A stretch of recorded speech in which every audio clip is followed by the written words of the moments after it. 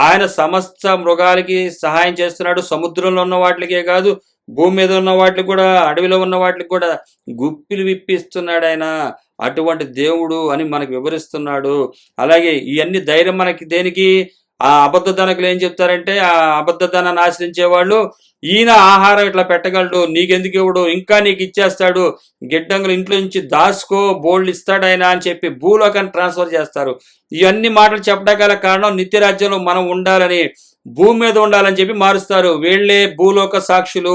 ఇవి పరలోక నిమిత్తం ఇవ్వబడినటువంటి సాక్ష్యం ఇది. కానీ భూలోక సాక్షులు ఏం చేస్తారంటే ఇవి భూలోకానికి ట్రాన్స్ఫర్ చేసేస్తారు, వాటిని భూలోకానికి ఇస్తాడు దేవుడు అని చెప్పి. ఇక్కడ ఈ కీర్తనకారుడు 145 అధ్యాయంలో చెప్తుంది, మన నిత్య రాజ్యంలో ఉండటానికి బలపరచడానికి. ఈ రోజు నేను చెప్పేది కూడా పరలోక రాజ్యం నిమిత్తమును బలం తెచ్చుకోవడానికి, నిత్య రాజ్యంలో మనం ఉండటానికి ఉపయోగపడే మాటలే అవి. ఇవన్నీ కూడా అబద్ధ బోధకులు, భూలోక సాక్షులు ఏం చేస్తారంటే, ఇందులో చేసిన దేవుడు నీకు భూమి మీద చేస్తాడు అని. భూమి మీద చేసేది కాదు ఈ సువార్త.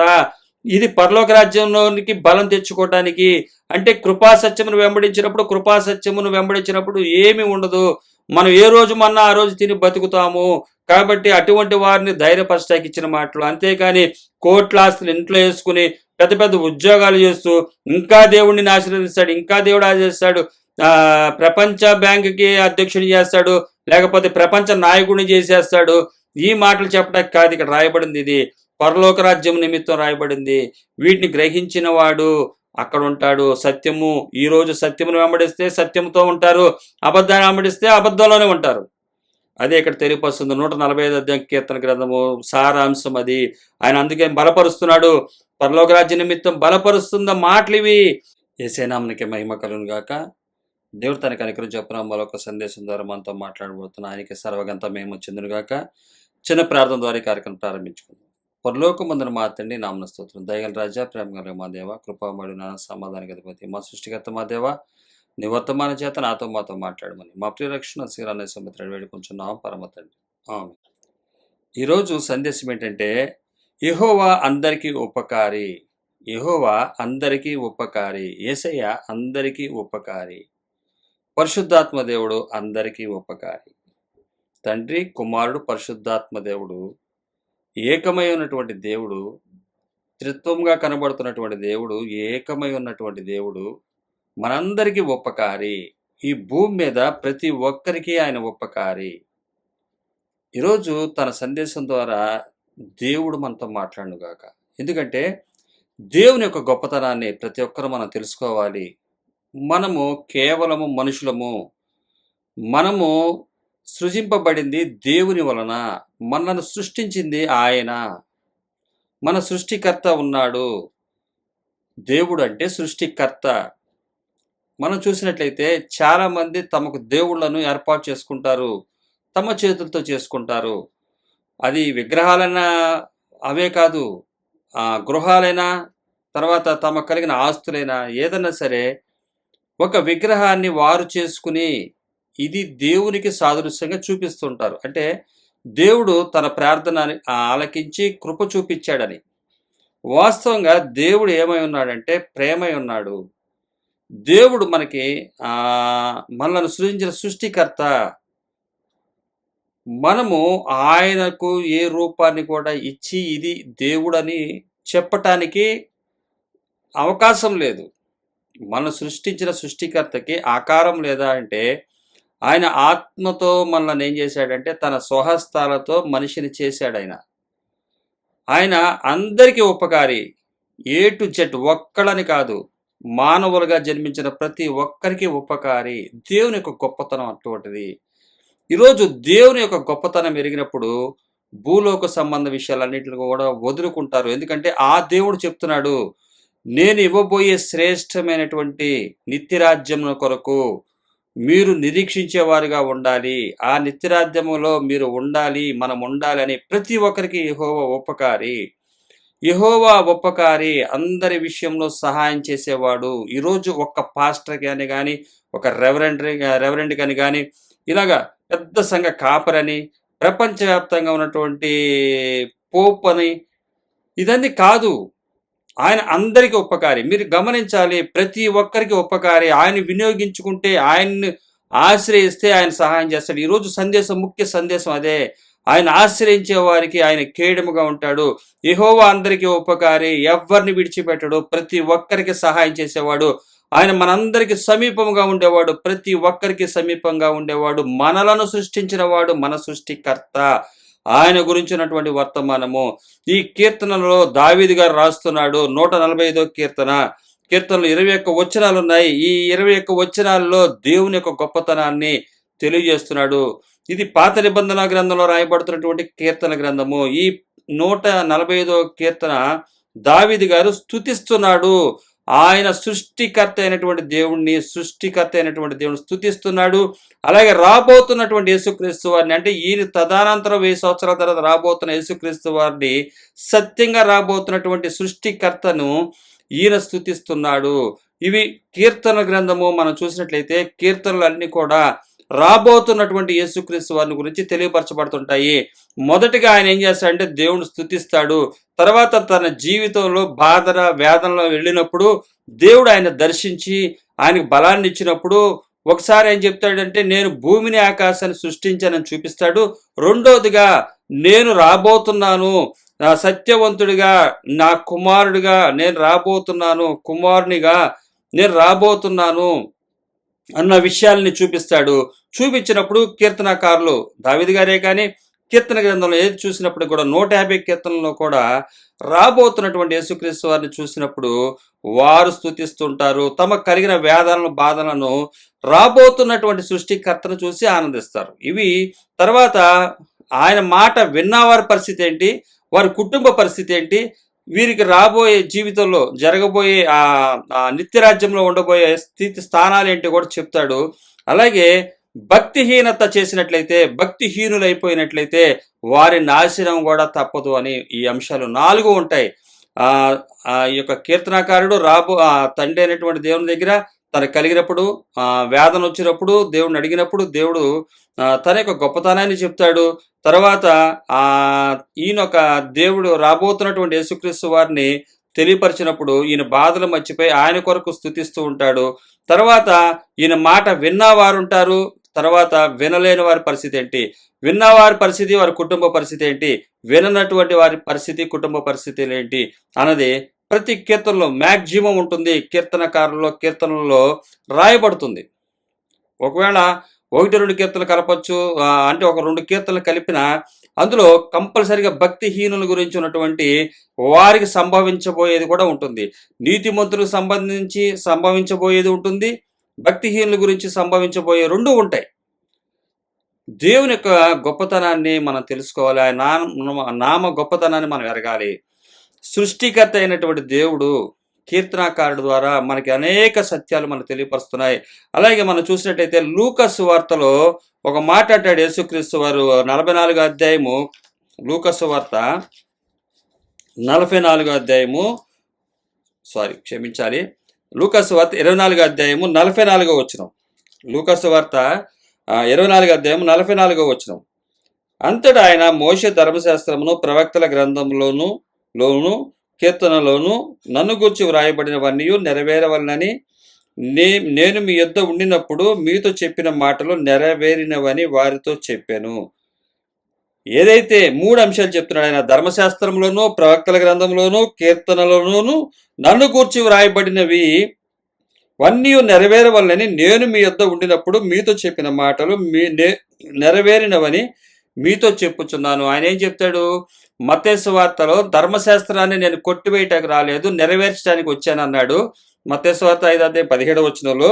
ఇక్కడ లూకా సువార్త 24వ అధ్యాయము 24వ అధ్యాయం 44వ వచనంలో ఆయన చెప్తున్నాడు ఏంటంటే, ధర్మశాస్త్రంలోను, ప్రవక్తల గ్రంథంలోను, కీర్తనలోను, అంటే ధర్మశాస్త్రం అంతా నేను నెరవేర్చడానికి వచ్చాన్నాడు. పాత నిబంధన గ్రంథం అంతా కూడా మనం ధర్మశాస్త్రం కింద చూస్తాం. అదిలోనూ ప్రవక్తలు చెప్పింది, తర్వాత అలాగే కీర్తనలోనూ రాయబడినవన్నీ కూడా అన్ని నెరవేరవలన నేను మీ యొద్ద ఉన్నప్పుడు మీతో చెప్పిన మాటలు నెరవేరినవని వారితో చెప్పాను.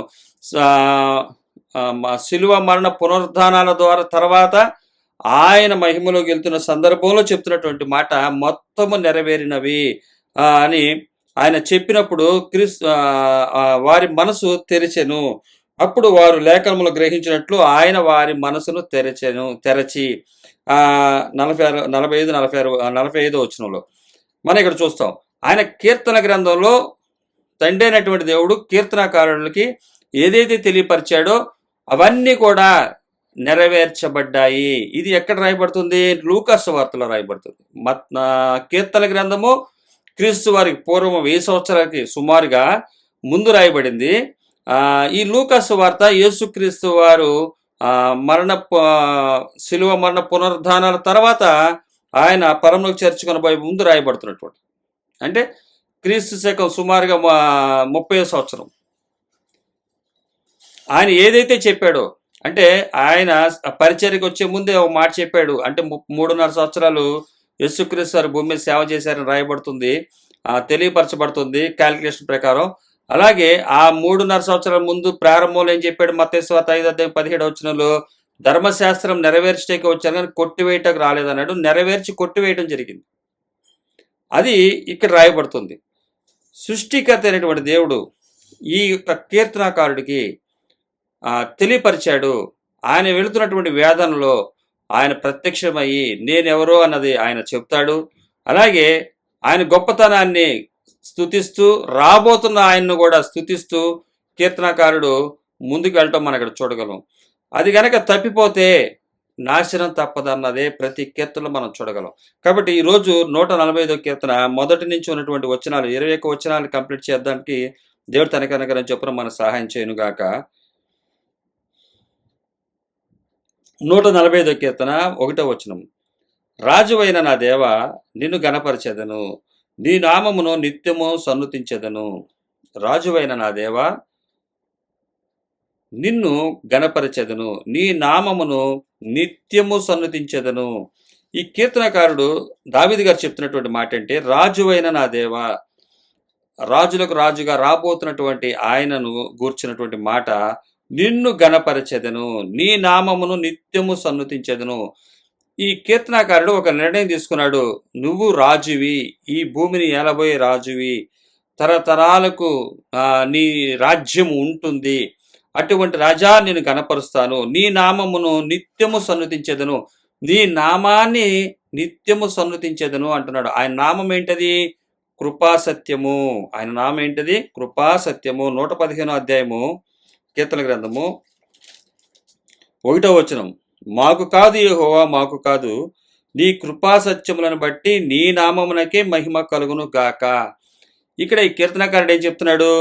మాకు కాదు యెహోవా, మాకు కాదు, నీ కృపాతిశయములను బట్టి నీ నామమునకే మహిమ కలుగును గాక. ఏ నామం అది? కృపాసత్యములను బట్టి. కృపాసత్యము అనేది ఎక్కడుంది? యోహాను సువార్త 1వ అధ్యాయం 17వ వచనంలో మనం చూస్తాం. ఒకసారి యోహాను సువార్త 1వ అధ్యాయం 17వ వచనం. ధర్మశాస్త్రము మోషే ద్వారా అనుగ్రహింపబడెను, కృపయు సత్యమును యేసుక్రీస్తు ద్వారా కలిగెను. కృపా సత్యములు ఎవరి ద్వారా కలిగింది? యేసుక్రీస్తు ద్వారా కలిగింది. అంటే ఈ కీర్తనకారుడు ఏం చెప్తున్నాడు? మాకు కాదు యెహోవా, మాకు కాదు, నీ నామమును బట్టి, నీ కృపా సత్యమును బట్టి నీ నామమునకే మహిమ కలుగును గాక అంటున్నాడు ఇక్కడ. మాకు కాదు యెహోవా, మాకు కాదు, నీ కృపా సత్యమును బట్టి నీ నామమునకే మహిమ కలుగును గాక. కీర్తనకారుడు 1000 సంవత్సరాల ముందు రాయబడినటువంటిది, యేసుక్రీస్తు వారికి ముందు రాయబడినటువంటి ఈ కీర్తనకారుడు చెబుతున్నాడు. అలాగే దావీదు గారు కూడా తన జీవితంలో మాట్లాడుతున్నాడు. రాజుగా రాబోతున్నటువంటి రాజు, ఆయన రాజు, భూమి మీద నా రాజ్యమే ఉంది, శాశ్వతమైన రాజ్యాన్ని స్థాపించబోయే ఆయన గురించి ఆయన గణపరుస్తున్నాడు. ఆ గణపరిచే విషయాల్లో ఆయన చెప్తున్నాడు, నీ నామమును నిత్యము సన్నుతించెదను. కృపా సత్యము అన్నది ఎప్పుడూ ఉంటుంది. అది ఇప్పుడు ఉంటుంది, తర్వాత ఉంటుంది. అది ఎప్పుడు కృపా సత్యము అంటే త్యాగము, ప్రేమ, అందరికి ఉపకారి. యెహోవా అందరికి ఉపకారి. ఇక్కడ రాయబడుతుంది 145వ అధ్యాయము 9వ వచనంలో, యెహోవా అందరికి ఉపకారి. దాన్ని వినియోగించుకుంటే మీ జీవితం ఇలా ఉంటుంది, లేకపోతే భక్తిహీనులైపోతారు. ఆయనందు నమ్మి బాప్తిసం పొందిన వాడు రక్షించబడను, నమ్మని వానికి శిక్ష విధింపబడును. శిక్ష విధించేది కూడా ఆయనే, శిక్ష విధించేది కూడా ఆయనే. కీర్తనకారులు స్తుతిస్తారు, స్తుతించడం గల కారణాన్ని వివరిస్తారు. వివరించినప్పుడు దేవుడు తమకు ప్రత్యక్షత అనుగ్రహించినప్పుడు వారు ఆ దేవుని కొనియాడతారు, స్తుతిస్తారు. నిజమైనటువంటి స్థుతులు, ఆరాధన అంటే ఏంటో మనము ఈ కీర్తన గ్రంథంలో చూడగలము. వీరెవరు కూడా తమ కలిగినటువంటి ఆస్తులను బట్టి, ఐశ్వర్యాన్ని బట్టి స్తుతించిన వారు కాదు. వారు దేవుని యొక్క గొప్పతనాన్ని, దేవుడు చేసిన సృష్టిని వాటిని బట్టి తెలియజేసినప్పుడు దాన్ని బట్టి స్తుతిస్తారు. రాబోతున్న కృపాసత్యమైనటువంటి యేసుక్రీస్తు వారిని బట్టి మనకి 4 సువార్తల్లో రాయబడుతుంది యేసుక్రీస్తు వారిని గురించి. కృపాసత్యం అంటే ఆయన జీవితంలో జరిగించింది మనం చూస్తున్నాము. 2025 సంవత్సరాల తర్వాత మనము దాన్ని జరిగినటువంటి విషయాన్ని బైబిల్లో చూస్తున్నాము. కానీ ఈ కీర్తనాకారుడు దృశ్యముగా జరగక ముందే దాన్ని చూస్తూ స్తుతిస్తున్నాడు. అంటే మనము చూసి నమ్మాల్సినటువంటి వారము చూసి నమ్మట్లేదు. యేసుక్రీస్తు వారి భూమి మీద నడిచాడు, చూసి నమ్మట్లా, చూడకుండా స్తుతిస్తున్నాడు, చూడకుండా కనపరుస్తున్నాడు. ఈరోజు యేసుక్రీస్తు వారు వచ్చిన తర్వాత మనము స్తుతించాల్సింది ఆయన కృపా సత్యమును బట్టి ఆయన స్తుతించి, ఆయన ప్రేమను, త్యాగాన్ని మనం గుర్తు చేసుకుంటూ ఐక్యతతో ముందుకు వెళ్లాల్సినటువంటి వారమై ఉన్నాము. కానీ ఈ కీర్తనాకారుడు ఆయన రాబోతున్న ఆయన మాటలు వినే స్తుతిస్తున్నాడు. స్తుతించడం అంటే ఆయనకు ఆ రోజుల్లో వారు ఆస్తులకి వారు సంపాదించుకున్న శరీరంలో ఉన్నవారు కాబట్టి దేవుడు వారికి ఇస్తాడు. కానీ వాటిని వదులుకొని త్యాగపూరితముగా, కృపాసత్యంగా, అసలు ఏ ఆస్తి లేనటువంటి ఆయన ఎలాగైతే రాబోతున్నాడో చూసుకుని వారు స్తుతిస్తున్నారు. తమకు కలిగినటువంటి ఆయన కలిగినటువంటి మహిమను విడిచి రాబోతున్నటువంటి కృపాసత్యాన్ని బట్టి ఆ కీర్తనకారుడు సంతోషిస్తున్నాడు, ఆనందిస్తున్నాడు. విని సంతోషిస్తూ కీర్తనలు రాస్తున్నారు. ఇది రాకముందే, వచ్చిన తర్వాత మనం ఏం చేస్తున్నారంటే మన కోసం వచ్చాడు, ఆయన శ్రమపడ్డాడు, మనలను కోటీశ్వరులు చేయటానికి మనం విస్తారంగా సంపాదించుకోవచ్చు అని ప్రకటనలు చేస్తున్నారు. ఎవరేమన్నా పట్టించుకోమాకండి, డబ్బులు ఇవ్వటానికి యేసుక్రీస్తు వారు వచ్చాడు, ఏం పట్టించుకోమాకండి, ఆయన ఇస్తాడు అని అబద్ధ బోధలు చేస్తున్నారు. అబద్ధాలతోటి ఈలోక సంపాదించుకుంటున్నారు. సంపాదించుకోవాల్సినటువంటి వారు, సంపాదనకు అవకాశం ఉన్నవారు కృపాసత్యం, రాబోతున్న కృపాసత్యాన్ని బట్టి వారి సంపదను వదులుకున్నారు, వారి పదవులను వదులుకున్నారు. ఆయన పాద సన్నిధిలో కూర్చుని దివారాత్రులు స్తుతిస్తున్నారు. అయ్యా, నువ్వు ఇలా రాబోతున్నావా, ఇంత సత్యంగా ఉండబోతున్నావా, ఇంత నీ కృప చూపిస్తున్నావా, నువ్వు మా మధ్యలోకి వచ్చి నీవు ఎలాంటి వాడువో నీ క్రియలు చేసి చూపించబోతున్నావా, నీ పనులు అంత గొప్పవైనప్పుడు నువ్వు మానవంలోనికి నువ్వు జన్మించి నువ్వు ఆకాశం నీ సింహాసనం, భూమిని పాదపీఠం పట్టనటువంటి దేవుడివి, నీవు నరులలో మధ్యలోకి వస్తున్నావా, శరీరాన్ని ధరించుకుంటున్నావా అన్న స్తుతి చేస్తున్నాడు. కానీ ఈరోజు బోధిస్తున్నటువంటి వారు దురాశపరులు, డబ్బు మీద మమకారంతో, ఆ పేరు ప్రఖ్యాతల కొరకు, గ్రాండ్గా బ్రతకడం కోసం వారు ఏం చెప్తున్నారంటే యేసుక్రీస్తు వారు మన పాపాలు తీయటమే కాదు, మనం ఈ లోకంలో గ్రాండ్గా బ్రతకటం కోసం ఆయన వస్తున్నాడు అంటున్నాడు. ఎంత బ్రతికినా 70-80, మహా అయితే 100 సంవత్సరాలను కీర్తనకారుడే రాస్తాడు.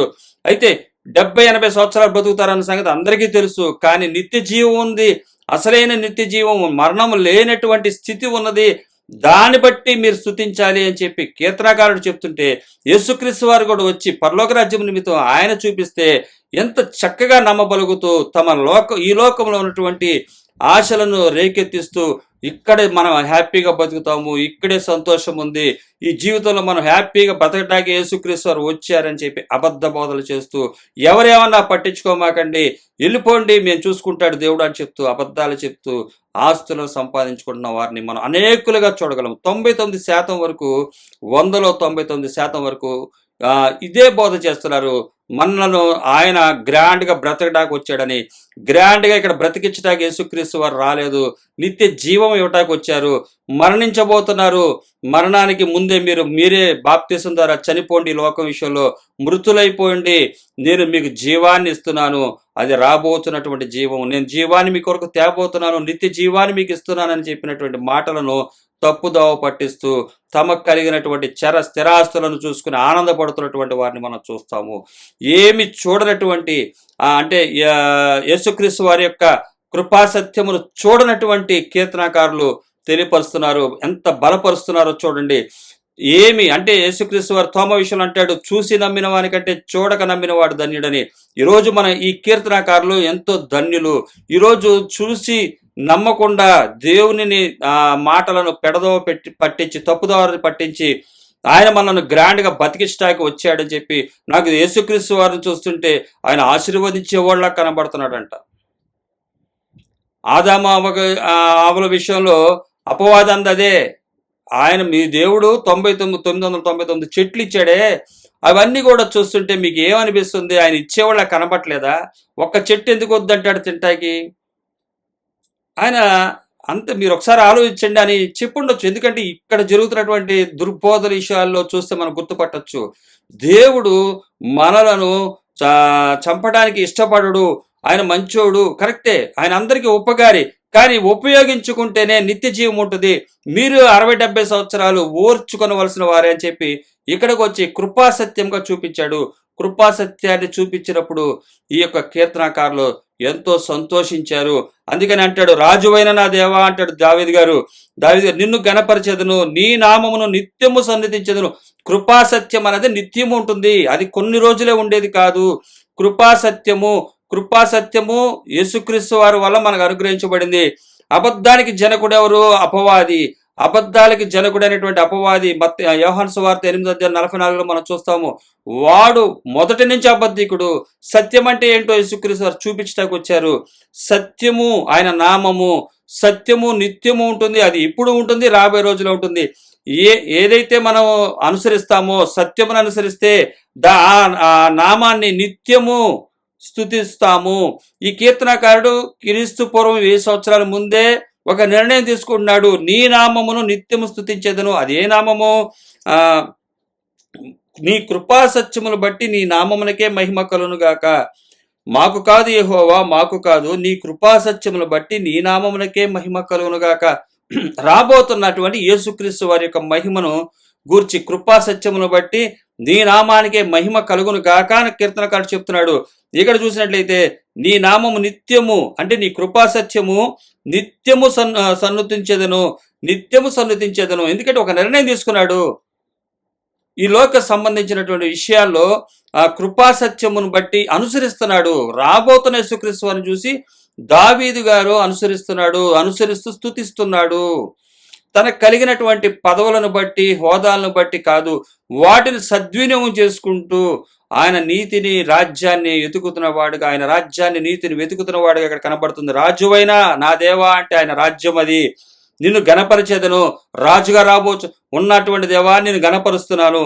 అలాగే నీ కృపా సత్యమును బట్టి నిత్యము సన్నుతించేదను. అదే నీ నామమును నిత్యము సన్నుతించేదను అంటే అదే నీ కృపా సత్యమును బట్టి నేను నిత్యము సన్నుతించేదను. కీర్తనాకారుడు 1000 సంవత్సరాల ముందు క్రీస్తు వారికి తెలియపరిచినటువంటి స్థుతి రాబోతున్నటువంటి 2025 సంవత్సరాలకి ఈ రోజుకి ఈ నవంబర్ 30 తారీఖు వరకు కూడా మనము కూడా స్తుతిస్తున్నాము, గణపరుస్తున్నాము. అదే కంటిన్యూషన్ ఈ రోజు కూడా జరుగుతుంది. అదే కృపా సత్యమును మన క్రీస్తుని అంగీకరించేవారు, వెంబడించేవారు అనుసరించేది కృపా సత్యము. అదే కృపా సత్యమును ఈ రోజు మనం స్తుతించినట్లయితే ఆ కృపా సత్యమును బట్టి స్తుతించాలి. కృపా సత్యమును బట్టి స్తుతించడం అంటే చిన్న విషయం కాదది. యేసుక్రీస్తు వారి యొక్క మాదిరి, యేసులో వేరు పారిన వారై శిరస్సును హత్తుకొని, శిరస్సు ఏదైతే డిక్లేర్ చేస్తుందో, శిరస్సు ఏదైతే ఆజ్ఞలను జారీ చేస్తుందో శిరస్సు ద్వారా బాడీకి, అదే విధంగా శిరస్సు అయినటువంటి యేసుక్రీస్తు వారు చూపినటువంటి మాదిరి వేరు పారిన వారై, అలాగే కొలసిలో రాయబడుతుంది క్రీస్తు వారి యొక్క, యేసుక్రీస్తు వారి యొక్క శిరస్సును హత్తుకొని ఉండాలి. అంటే శిరస్సును హత్తుకున్నటువంటి శిరస్సు ఏదైతే తెలియపరిచిందో దేహము, బాడీ అయినటువంటి సంఘము కూడా అదే రూట్లోకి వెళ్ళాలి. వారే నిత్యము సన్నుతించెదరు ఆయన నామాన్ని. కృపాసత్యము శిరస్సు ఏమై ఉంది? కృపాసత్యమును కలిగి ఉన్నది. అదే బాడీ కూడా అలా కలగాలి. కానీ రోజు అబద్ధ బోధలు ఏం చెప్తున్నాయంటే శిరస్సును ఆయన కాపాడుకున్నట్లు తన దేహం అనే సంఘాన్ని కూడా ఆయనే కాపాడుకుంటాడు అంటున్నారు.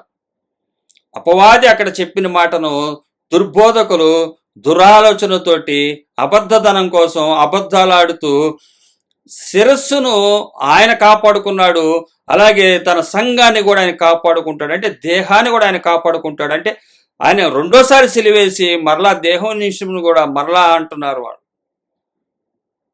హెబ్రీయులకు రాసిన పత్రికలో మరొకసారి సిలువ వేయమాకండి, ఇది రెండోసారి సిలువ వేయించే మాటలు ఏం చెప్తారంటే ఆయన మరలా సిలువ వేస్తున్నారంట. ఈ మాటలు చెప్పి ఆయన శిరస్సును కాపాడుకున్నాడు, దేహాన్ని కూడా ఆయన ఎట్లా కాపాడుకోవాలో ఆయనకి తెలుసు. మీరు మీ ఇష్టం వచ్చినట్టు జీవించండి, ఏ ఆజ్ఞలను అనుసరించిన అవసరం లేదు. కాணிకలు మాత్రము, దశమ భాగాలు మాత్రము, సంఘ నిర్మాణాలకు మాత్రము దశమ భాగాలు అన్ని కూడా పర్ఫెక్ట్గా ఇచ్చేసేయండి, మిగతాదంతా దేవుడు చూసుకుంటాడు. దుర్బోధ. దేవుడు తన యొక్క కృపాసత్యమును మనకి చూపించి నేర్పిస్తే నేర్చుకోవట్లా.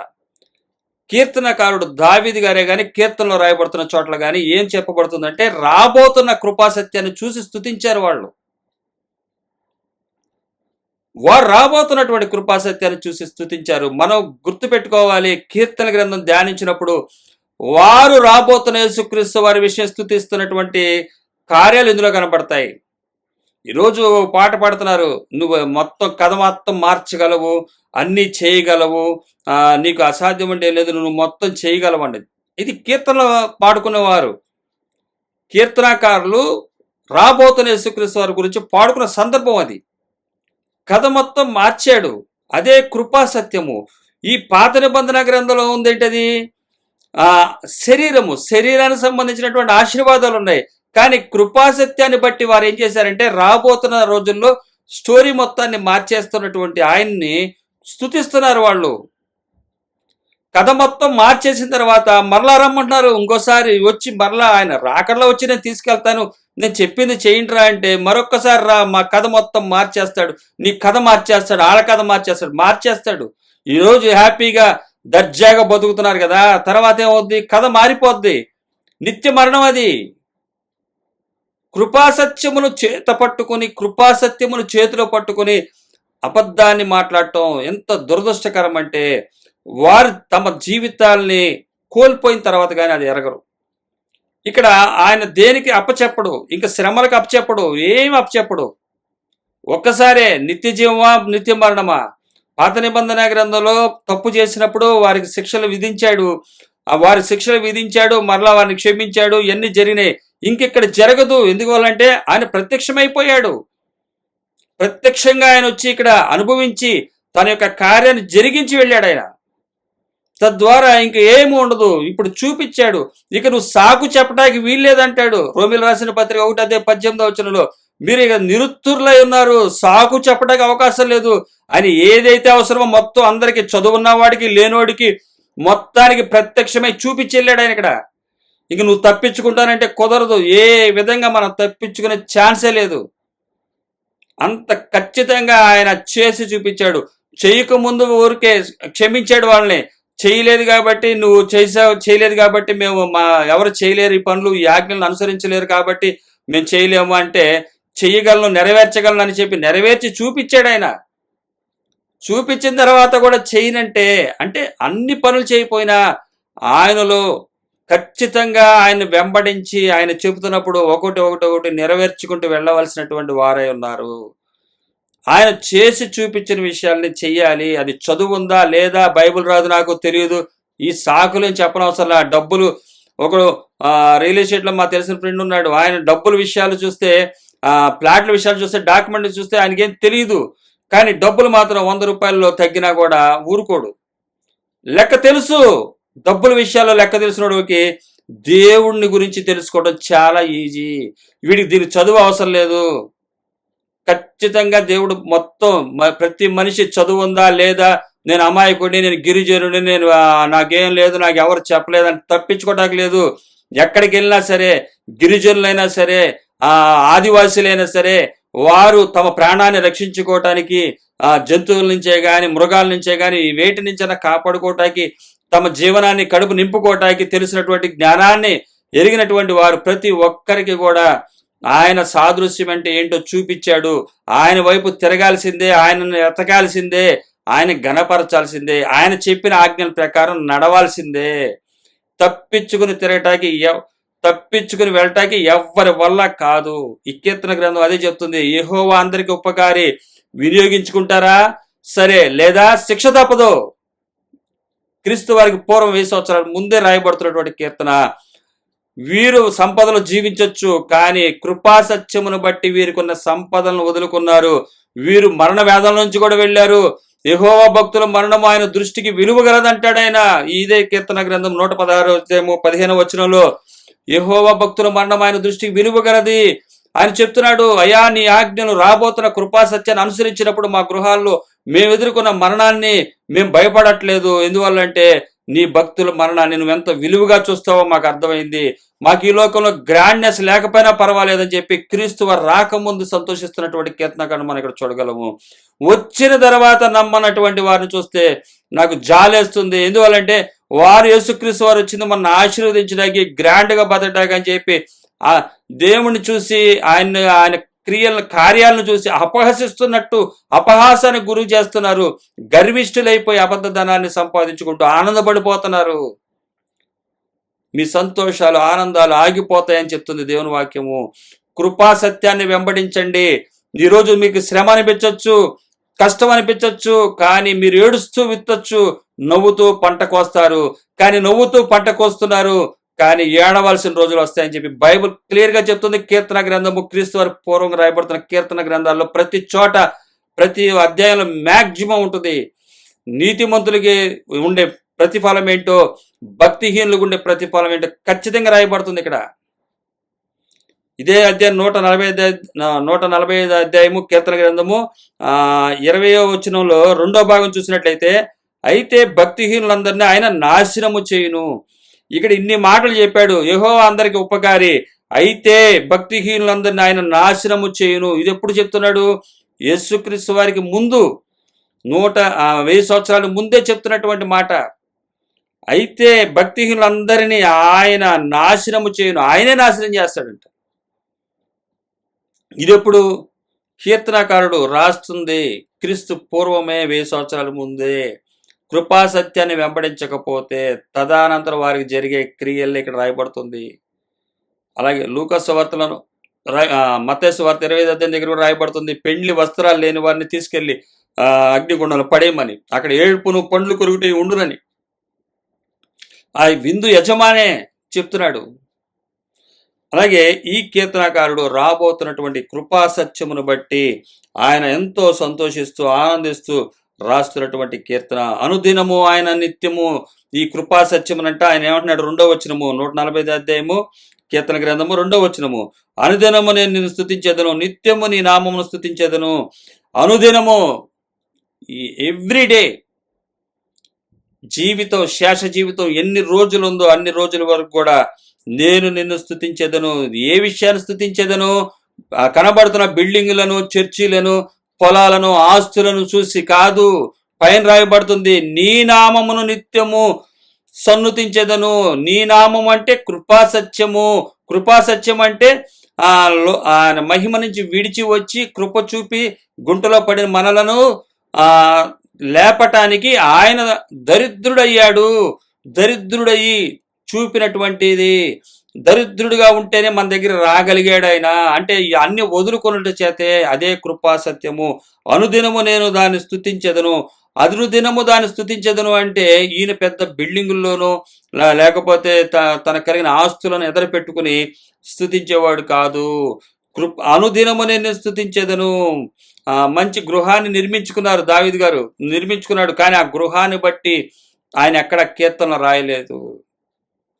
నీ నామమును బట్టే అన్నాడు. నాకు కలిగిన గృహాన్ని బట్టి కాదు, నాకు కలిగిన ఆస్తులను బట్టి కాదు. అలాగని చెప్పి ఈరోజు పెద్ద పెద్ద బిల్డింగులు కట్టుకుని దేవా నువ్వు ఇచ్చినా కూడా నీ స్తుతిస్తున్నాను నేను అని చెప్పి చెబుతున్నారేమో. అది కాదు. కృపా సత్యం వచ్చేసింది, చూపించేశాడు. కాబట్టి ఈరోజు దావీదు గారు కట్టుకోక ముందు తర్వాత ఆయన చూసినటువంటి విషయం ఇది. తర్వాత ఆయన దాన్ని వదులుకునే ఉంటాడు. ఎందుకంటే కృపా సత్యము ముందు నాదేముంది, నీ నీతి ముందు మా నీతి మురికి గుడ్డయ్యా అంటాడు. నీ నీతి ముందు మా నీతి మురికి గుడ్డయ్యా. మేము బిల్డింగ్లో ఉండి నేను స్తుతిస్తున్నాము, అది ఇచ్చాము, నాకు నేను గొర్రెల కాపరిని రాజునయ్యా అని స్తుతించాను, కానీ నా నీతి ఏముందయ్యా? మురికి గుడ్డ. నీ నీతి చూడయ్యా, నువ్వు మహిమలో నుంచి పరిశుద్ధుడివి భూమి మీదకి వచ్చావు, రాబోతున్నావు, నీ నీతి ముందు మా నీతి ఏంటయ్యా అని. కానీ ఈరోజు ఏం చెప్తారంటే అబద్ధ బోధకులు, దుర్బోధకులు, మన నీతి ఏముందండి, మా నీతి ఏముందండి, నేను నీతిమంతుని కాదు, మీరు నీతిమంతులు, ఎవరు నీతిమంతులు కాదు, మన నీతి మురికి గుడ్డ అంటారు. వాస్తవమే, మనమేం నీతిమంతులం కాదు. కానీ ఈ కీర్తనకారుడు ఏం చేస్తున్నాడంటే తన నీతి మురికి గుడ్డ లాంటి నీతిని వదులుకుని నీ నీతిలో మేము జీవించాలని కోరుకుంటూ అనుదినము ఆయన ఏం చేస్తున్నాడంటే నిన్ను స్తుతించెదను. ఏ విషయాల్లో స్తుతించెదను? కృపా సత్యమును బట్టి నిత్యము స్తుతించెదను అంటూ నిత్యము నీ నామమును స్తుతించెదను, నిత్యము నీ నామమును స్తుతించెదను, అనుదినమును నిత్యమును నీ నామమును స్తుతించెదను. ఆయన స్తుతిస్తూ ఆయన చెప్తున్నాడు ఆయన గొప్పతనాన్ని గురించి. ఇక్కడ రాయబడుతుంది యెహోవా అందరికీ ఆయన ఉపకారి, ప్రతి ఒక్కరిని ఆయన ఉపకారం ఉంది. కంపల్సరీ మీరు గుర్తుపట్టండి. అబద్ధ బోధకులు, అబద్ధాన్ని ధనాన్ని ఆశ్రయించిన వారు మీకు ఏ సత్యమును చెప్పరు. వారి జీవితంలో వారు నశించిపోతారు, వారిని వెంబడించిన వారు కూడా నశించిపోతారని దేవుని వాక్యం తెలియజేస్తుంది. ఈ తెలుగులో మనకు రాయబడినటువంటి మాటలు మనం గ్రహించినట్లయితే మనలకు నడిపించే సేవకుడు పరిశుద్ధాత్మ దేవుడు. ఈ సేవకుడు తర్వాతే ఏ సేవకుడైనా పరిశుద్ధాత్మ దేవుడే మనకి నిత్యము నడిపించే సేవకుడు. మన సేవకులు అందరూ కొంతవరకే మనతో ఉంటారు, నిత్యము మనతో ఉండి నడిపించేది పరిశుద్ధాత్మ దేవుడు. ఆ కృపా సత్యమును గురించి ఎప్పటికప్పుడు మనలను ఉండి తోడే ఉండి నడిపిస్తాడు. ఏ రోజైతే మన బైబిల్ తీసి, ఎప్పుడైతే ఏ క్షణంలో తీసి బైబిల్ చదువుతామో బైబిల్లో ఉన్నటువంటి విషయాన్ని అర్థం చేపించి బలపరిచి నడిపించే పరిశుద్ధాత్మ దేవుడు ఉన్నాడు. పావురం వలె దిగిరా, అలా దిగిరా, ఇలా దిగిరా, అగ్ని, ఇవన్నీ మాటలు అనవసరం. పరిశుద్ధాత్మ దేవుడు వస్తే సర్వసత్యములోనికి నడిపిస్తాడు. యేసుక్రీస్తు వారి మార్గాన్ని అనుసరించే విధంగా చేస్తాడు. భాషలతో మాట్లాడిచ్చేసి, పబ్లిక్ లో అర్థం కాని భాషలతో మాట్లాడిచ్చేసి, ఎవరికి ఏం చెప్తున్నారో తెలియకుండా పిచ్చి పిచ్చి భాషలన్నీ మాట్లాడుకుని ఏదేదో అని చెప్పేసి అనుకునే అదే పరిశుద్ధాత్మ దేవుడు అని చెప్తున్నారు. పరిశుద్ధాత్మ దేవుడు వస్తే ఆత్మ భాషలు ఉంటాయి. అది వ్యక్తిగతంగా చేసేది, పబ్లిక్ లో చేసేది కాదు. పబ్లిక్ లో చేస్తే దాని గురించి వివరించాలని చెప్పి కొరింథీ రాసిన పత్రికలో చెప్తారు పౌలు గారు. వివరంగా చెప్పినప్పుడు చెయ్యండి, ఒకళ్ళు చెప్పినప్పుడు ఇంకోళ్ళు దాన్ని వివరించాలి. ఒకళ్ళు మాట్లాడినప్పుడు, అలాంటప్పుడు కానప్పుడు ఊరుకోండి. అర్థమయ్యే భాషలో ప్రవచించండి, అర్థమయ్యే భాషలో సత్యాన్ని చెప్పండి. ఎన్ని వేల మాటలు మాట్లాడితే ఉంది, 5 మాటలు మాట్లాడిన సత్యముని గురించి చక్కగా అర్థం అవుతుంది. గజిబిజి చేసి గందరగోళం చేసి ఎవరికి ఏం అర్థం కాకుండా, కనీసం బైబిల్ చదువుకున్నామన్నా కూడా అర్థం కాదు. వాక్యం చెబుతున్నారంటే వాక్యమా లేకపోతే ఏది, దేనికి స్తుతిస్తారో కూడా తెలియదు. దేని స్తుతించాలి? ఈ లోకంలో చేసిన వారి గురించే మనం స్తుతించేది. ఈ లోకంలో వాళ్ళు గొప్పవాళ్ళ, అన్యులైనటువంటి వారు, వారేదో తమకు కలిగినటువంటి వాటిని కనిపెట్టి గొప్పగా తెచ్చుకున్న వారు స్పోర్ట్స్లో కానీ కుంటోళ్ళు ఏదో గోల్డ్ మెడల్ సంపాదించారని, తర్వాత గుడ్డోళ్ళు ఏదో కలెక్టర్ అయ్యారని వీటిని బట్టి స్తుతించమని బైబిల్ చెప్పట్లేదు. వీటిని బట్టి గందరగోళం, సత్య విషయమైనటువంటి వాక్యాన్ని ధ్యానించుకునే సమయం కూడా లేకుండా చేస్తూ గలిబిలి గందరగోళం సృష్టిస్తూ అల్లరితో కూడినటువంటి మాటలతోటి కన్ఫ్యూజ్లోకి నడుతున్నటువంటి రోజుల్లో మనం ఉన్నాము. కాబట్టి పరిశుద్ధాత్మ దేవుడు సర్వసత్యంలోనికి నడిపిస్తాడు. సర్వసత్యంలో నడిపించినప్పుడు పరిశుద్ధాత్మ దేవుడు చెప్పే మాటలు విన్నప్పుడు మనకు వచ్చే ఆనందం వేరు. ఆ కృపా సత్యమును వెంబడించాలన్న ఆనందం కలుగుతుంది. యెహోవా అందరికీ ఉపకారి, యెహోవా అందరికీ బైబిల్ ఇచ్చాడు, అందరికీ బైబిల్ కొనుక్కోటానికి. అలాగే బైబిల్ లేకపోయినా ఆయన ఆత్మ మనకి ఇచ్చి ఉన్నాడు. ఆత్మ మనలను ప్రేరేపిస్తుంది, మన మనస్సాక్షిని బలపరుస్తుంది, సహాయం చేస్తుంది. తప్పించుకునే మార్గం లేదు. ప్రతి ఒక్కరికి ఆయన ఉపకారి. కాబట్టి ప్రతి ఒక్కరు కూడా ఆయన సహాయం చేస్తాడు అనేది 145వ కీర్తన చెప్తుంది. ఆయన ప్రతి ఒక్కరికి సహాయం చేస్తాడు, ఎవరిని వదిలిపెట్టడు. కానీ మనమే వదులుకుంటే మాత్రం, మనమే మనుషులు నమ్ముకుంటే మాత్రం, రాజులు నమ్ముకుంటే కనుక, ఈలోక రాజులు కానీ మనుషులు నమ్ముకుంటే కనుక అంతకన్నా దరిద్రమైన స్థితి ఇంకోటి ఉండదు అని కీర్తనాకారుడు మనం చూస్తాము.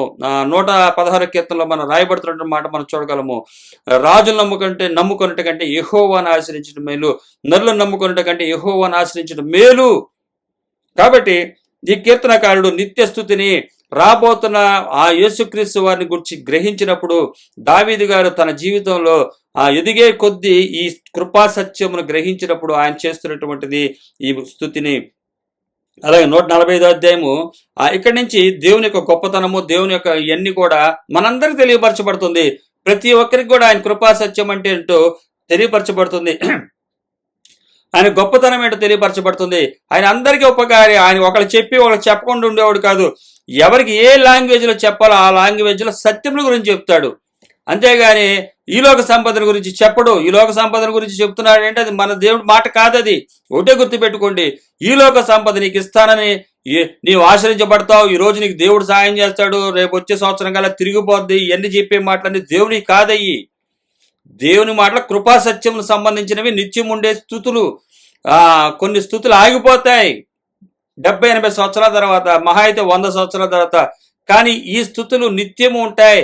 నీ నామ స్తుతి కృపా సత్యము ఎప్పుడు ఉండిద్ది, ఎప్పుడు ఉండేది, నిత్యము ఉండాలి, నిత్యము ఉంటుంది. ఉండేదాన్నే మనం అనుసరించాలి. అదే సత్యము, కృపా సత్యము. మనం ఈ లోకంలో అబద్ధాన్ని వెంబడిస్తే అది తాత్కాలికమే. కృపా సత్యం ఎప్పుడు ఉంటుందని కీర్తనకారుడు రాస్తున్నాడు. ఆ దేవుని యొక్క గొప్పతనాన్ని ఇక్కడ రాస్తున్నాడు. 3వ వచనం నుంచి మనం చూసినట్లయితే 20వ వచనం మొదటి వరకు మనం చూడొచ్చు. మొత్తం ఒకసారి చదివినట్లయితే, యెహోవా మహాత్యం గలవాడు, ఆయన అధిక స్తోత్రము నొందదగిన వాడు, ఆయన మహాత్యము గ్రహింప సఖ్యము కానిది. యెహోవా గురించి ఇంకా తెలుసుకోవాలంటే అసలు ముందు మనకి గ్రహించ సఖ్యము కానిది. ఆయన మనకి భక్తికి కావలసినటువంటి ఆయన కృపా సత్యమును గ్రహించగలగటానికి, ఆయన మన భక్తి జీవితంలో నడవటానికి సరిపడా ఇచ్చాడు. కానీ ఇంకా ఆయన అధిక స్తోత్రము నొందదగిన వాడు. ఈ కీర్తనకారుడికి రాబోతున్నటువంటి యేసుక్రీస్తు వారే ప్రత్యక్షపరచబడ్డారంటే దేవుని యొక్క గొప్పతనం ఇంకెంత గొప్పగా ప్రత్యక్షపరచబడిందో మనం గుర్తుపట్టొచ్చు. యెహోవా మహాత్యము గలవాడు. ఈ మహత్యాలు మనం అన్ని చూడలేదు. దర్శనం, ఈ వీరికి దర్శనాలు ఇవన్నీ అనుగ్రహించబడిన సమయం అది. అధిక స్తోత్రము నొందదగిన వాడు. ఈ కీర్తనాకారుడు అంటున్నాడు అధిక స్తోత్రము. ఈయన సాక్ష్యం ఇస్తున్నాడు దేవుని గురించి మనకి.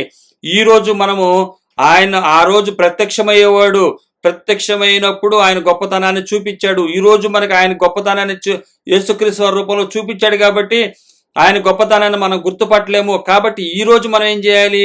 ఈ కీర్తనకారుడు చెప్తున్నటువంటి మాటలు మనం గ్రహించి సంతోషించాలి. ఎందుకంటే కృపా సత్యాన్ని మనకు ప్రకటించినప్పుడు మనము ఈరోజు ఆ కృపా సత్యమును మనం చూస్తున్నాము. దాన్ని బట్టి ఆయన ఎలా సంతోషించాడో అలాగే తండ్రి అయినటువంటి దేవుని యొక్క సృష్టి కార్యాల గురించి ఈ కీర్తనకారుడు వివరించగలుగుతున్నాడు. అంటే ఆయన కార్యాలను చూసిన ఆయన, రాబోతున్న కార్యాలను కూడా చూసిన ఆయన, చేసిన కార్యాలు చూశాడు, చేస్తున్నటువంటి కార్యాలు చూశాడు, చేయబోయే కార్యాలు చూశారు. ఆ భాగ్యము వీరికి అనుగ్రహించబడింది. అలాగే మనకు అనుగ్రహించబడింది ఏంటంటే క్రీస్తు వారు ఈ భూమి మీదకి వచ్చి ఏం చేశారు? కృపా సత్యంగా ఈ భూమి మీద నడిచిన ఆయనటువంటి మనం ఆయన చూడగలుగుతాం. అలాగే మనకి సాక్ష్యం, ధైర్యం రావాలంటే ఈ కీర్తనకారుల యొక్క మనోధైర్యం మనకు అవసరము. వీరు చెప్తున్నటువంటి దేవుని యొక్క గొప్పతనాన్ని మనం గుర్తుపట్టాలి. యెహోవా అందరికీ ఉపకారి, అందరికీ ఆయన ఉపకారం చేసేవాడు. ఈ కీర్తనకారుడు చెప్తున్నాడు యెహోవా మహాత్యము గలవాడు. మనకు తెలియదు యెహోవా మహాత్యాన్ని, మనం చూడలేదు. వీరు చూసిన వారు. అప్పుడు దావీదు గొల్యాతుని పడగొట్టాడు. అది ఈరోజు మనం చేయగలమా? ఒక్క రాయితో అంత పెద్ద గొల్యాతుని పడగొట్టగలమా? లేదు. ఆ మహత్యాన్ని చూశాడు. అధిక స్తోత్రం నొందదగిన వాడైనా, నేను నా చేతులారా చేశాను, నా చేత చేయించాడు యుద్ధము, నా చేతులకు యుద్ధము నేర్పిన వాడు ఆయనే అంటాడు. నా వేళ్లకు యుద్ధము నేర్పింది ఆయనే. ఆ యుద్ధాన్ని ఫిజికల్గా చేసి చూపించాడు. దావీదు గారు ఈరోజు మనం అలా చేస్తున్నావా? లేదు. ఎక్కడైనా చేశారు ఎవరన్నా? లేదు. ఎందుకు లేదు? ఉండదు కూడా. చెప్పారంటే అదంతా అబద్ధమే. ఒక చిన్న కుర్రోడు గొల్యాతు లాంటి వాడిని చంపిన స్థితి లేదు. యెహోవా మహాత్యము గలవాడు. ఫేస్ టు ఫేస్, ఎదురుబొదురుగా కనబడుతున్నటువంటి డాళ్లతోటి, ఆయుధాలతోటి. ఆ రోజు గన్స్ కానీ ఏమీ లేవు. ఒక్క రాయితోటి ఆయన చంపాడు. ఆ రాయి గురి తప్పకుండా తగిలింది. అది ఆయన ఏళ్లకు యుద్ధం నేర్పాడు ఆయన. అధిక స్తోత్రము నొందదగిన వాడు. ఆయన మహత్యము గ్రహింప సఖ్యము కానిది. ఆయన మహత్యము గ్రహింప సఖ్యము కానిది. కృపా సత్యముల గురించి సాక్ష్యం ఇస్తున్నటువంటి ఈ కీర్తనకారుడు తన జీవితంలో జరిగినటువంటి విషయాల గురించి మనకు తెలియపరుస్తున్నాడు. అందరికీ ఉపకారి, మీరు నమ్మండి, విశ్వసించండి. నేను చెప్పట్లా, కీర్తనకారుడు చెప్తున్నాడు. పరిశుద్ధాత్మ దేవత రాయిస్తున్నటువంటి మాటలు ఇవి. నేను విశ్వసించా, నేను నమ్మా. నేను నమ్మానంటే నేను నమ్మటానికి కారణం ఆయన నా చేత చేయించాడు. ఇట్లా చేయించిన ఆయన రాబోతున్న ఆయన విషయాన్ని నేను విశ్వసించానంటే ఆయన ఆత్మ ద్వారా నేను బలపరచబడ్డా. నేను భక్తి చేస్తున్నానని కాదు, నా చేత ఆయన యుద్ధం చేయించాడు, నా చేత ఆయన భక్తి చేయిస్తున్నాడు. అందరికి ఉపకారి, అందరికి చేయిస్తాడు, అందరి చేత ఆయన నడిపిస్తాడు. అయితే మనకు ఆయనకి విధేయులుగా ఉండాలి. ఆయన ఆయన మహాత్యము గ్రహింప సఖ్యము కానిది. ఆయన మరలాగి చెప్తున్నాడు, ఒక తరము వారు మరి ఒక తరము వారి ఎదుట నీ క్రియలను కొనియాడుదురు, నీ పరాక్రమ క్రియలను తెలియజేయుదురు. ఒక తరము వారు మరి ఒక తరము వారి ఎదుట నీ క్రియలను కొనియాడుదురు, నీ పరాక్రమ క్రియలను తెలియజేయుదురు. బైబిల్లో రాయబడుతుంది, ద్వితీయోపదేశకాండంలో రాయబడుతుంది. యెషయా గ్రంథం 38:19 హిజ్కియా అంటాడు, తన యొక్క స్వస్థత గురించి ప్రార్థన చేసి ఆ స్వస్థత పొందుకున్నటువంటి ఆయన తమ జీవితంలో జరిగినటువంటి విషయాన్ని మనం చూసినట్లయితే యెషయా గ్రంథము 38:19 సజీవులు సజీవులే కదా, నిన్ను స్తుతించుదురు. ఈ దినమున నేను సజీవుడనై నిన్ను స్తుతించుచున్నాను. తండ్రులు కుమారులకు నీ సత్యమును తెలియజేతురు. యెహోవా నన్ను రక్షించువాడు. ఈ యొక్క హిజ్కియా గారిని గురించి యెషయా గ్రంథంలో రాయబడుతుంది, అయా నన్ను బ్రతికించావు, నేనేం చేస్తానంటే తండ్రులు కుమారులకు నీ సత్యమును తెలియజేతురు, యెహోవా నన్ను రక్షించువాడు అన్న ఈ యొక్క హిజ్కియా మాటలను ఇక్కడ రాయబడుతున్నాయి. ఆయన ఏంటంటే తండ్రులు కుమారులకు నీ సత్యమును తెలియజేతురు. ఇక్కడ 145:4 చెప్పబడుతుంది అదే, ఒక తరము వారు మరి ఒక తరము వారి ఎదుట నీ క్రియలను కొనియాడుదురు. అవే ఏంటయి? ఆయన పనులు, కృపాసత్యము. ఆ కృపాసత్యమును గూర్చి కొనియాడుదురు. కృపాసత్యము యేసుక్రీస్తు వారు. ఈరోజు మనం చెప్తాం, మన బిడ్డలకి నేను అదే చెప్తా, ఇంట్లో అదే మాట్లాడతా. ఏమని? కృపాసత్యము అయినటువంటి యేసుక్రీస్తు వారు వదులుకుని వచ్చినటువంటి ఆయన గురించి ఉన్నటువంటి కృపాసత్యము. మనము ఆయన అనుసరించాలి. సత్యం అంటే ఆయన అబద్ధం ఆడకూడదు. అబద్ధాలకి జనకుడు అపవాది, అబద్ధంతో బ్రతకకూడదు. సత్యముతో మన బ్రతికితే సత్యముతో నిత్యము ఉంటాము. అది ఇప్పుడు సత్యముతో ఉన్నవారే తర్వాత సత్యంలో కొనసాగగలరు. అబద్ధంతో కొనసాగిన వారు అబద్ధంతోనే ఉంటారు. సత్యం ఏం చెప్పిందో అది గ్రహించాలి, సత్యమును గురించి పిల్లలకు వివరించాలి అని తండ్రి అయినటువంటి దేవుడు మనం చూసినట్లయితే ద్వితీయోపదేశకాండంలో కూడా అదే రాస్తాడు. తండ్రులు పిల్లలకి తెలియపరచాలి సత్యం అంటే ఏంటన్నది. ద్వితీయోపదేశకాండం 4:9 అయితే నీవు జాగ్రత్త పడుము, నీవు కన్నులారా చూచిన వాటిని మరువక ఉండునట్లును, అవి నీ జీవిత కాలమంతయు నీ హృదయంలో నుండి తొలగిపోకుండానట్లును నీ మనసును బహు జాగ్రత్తగా కాపాడుకొనుము. నీ కుమారులకును నీ కుమారుల కుమారులకును వాటిని నేర్పుము. దేవుని గురించినటువంటి జ్ఞానాన్ని నేర్పు, దేవుని గురించినటువంటి జీవితాన్ని నేర్పమని జాగ్రత్తగా నీ కన్నులారా చూచిన వాటిని మరవద్దు. వాటిని మన దేవుడు ఈ విధంగా చేశాడు. ఆయన మహత్యం ఇటువంటిది, ఆయన అధిక స్తోత్రం నొందదగిన వాడు అన్న పిల్లలకి నేర్పండి అని చెప్తున్నాడు. అలాగే 6:7 ద్వితీయోపదేశకాండంలో కూడా అదే అంటాడు, నీవు నీ కుమారులకును వాటిని అభ్యసింపజేసి నీ ఇంట కూర్చున్నప్పుడును త్రోవను నడిచినప్పుడును పండుకున్నప్పుడును లేచినప్పుడును వాటిని గురించి మాట్లాడవలెను. సూచనగా వాటిని నీ చేతికి కట్టుకొనవలెను. ఇవన్నీ కూడా చూసారా? నీవు నీ కుమారులకును వాటిని అభ్యసింపజేసి నీ ఇంట కూర్చున్నప్పుడు త్రోవలో నడిచినప్పుడు పడుకున్నప్పుడు లేచినప్పుడు, అంటే 24 hours 24/7 వాటిని వచ్చి మాట్లాడవలను. సూచనగా వాటిని చేతికి కట్టుకొనవలను. ఇవన్నీ కూడా నీ చేతికి కట్టుకొనవలను. ఆ వాక్యము 1, 2, 3, 4, 5 రాళ్ళు ఏదైతే యొక్క దావీదు గారు ఏరుకున్నాడో, అలాగే దేవుని యొక్క కట్టడలను 5 కట్టడలను ఎట్టి పరిస్థితుల్లో మనం చెప్పాలి. 1 అబద్ధం ఆడకూడదు, అబద్ధానికి జనకుడు అపవాది. 1 మనం సత్యమును వెంబడించాలి, 2 అబద్ధం ఆడకూడదు. అలాగే దేవుణ్ణి మనం హృదయపూర్వకంగా ప్రేమించాలి, నిన్ను వలె నీ పొరుగు అని ప్రేమించాలి, శత్రువులను కూడా మీరేం చేయాలి? ప్రేమించాలి. ఇవన్నీ కూడా చేతికి కట్టుకో. ఆయన ఎవరిని తృణీకరించడు. యెహోవా అందరికీ ఉపకారి. ఎవరిని ఏ స్థితిలో ఎప్పుడు ఆయన దర్శిస్తాడో తెలియదు. దర్శించి భక్తిహీనులైపోయిన వారు ఉన్నారు. దగ్గరికి వచ్చి ఆశ్రయించి కూడా ధన సంపాదనతోటి బయటికి వెళ్ళిపోయిన వారు ఉన్నారు. వారిని గురించి కాదు, అన్యులుగా ఉన్న వారిని ఎవరిని ఎప్పుడు మారుస్తాడో తెలియదు. వారు దేవుని దూషిస్తున్నారని చెప్పి వారిని దూషించమాకండి. వారికి దేవుడు దూషించడానికి అవకాశం ఇచ్చాడేమో, వారు ఎరుగక చేస్తున్నారేమో. ఎరిగిన వారు ఉన్నారే, వారితో చాలా జాగ్రత్తగా ఉండండి. వారు మనల్ని తేలిగ్గా మోసం చేస్తారు. యెహోవా సాక్షుల కన్నా వీరు ఇంకా దుర్మార్గము. వీరు మనతోనే ఉంటారు, మన పక్కనే ఉంటారు, మనలోనే ఉంటారు, మన ముందే ఉంటారు, కనబడతానే ఉంటారు. వీరు మాటలు మీరు వినమాకండి. వీరు భూలోక సాక్షులు. భూలోకంలో అయి పొందుకున్నాం, ఇవి పొందుకున్నాం, అవి వచ్చినాయి, ఇవి వచ్చినాయి, దేవుడు కృప, అది కృప, ఇది కృప అని చెప్పుకునేవాడు ఉంటారు. వీళ్ళతో మీరు జాగ్రత్త.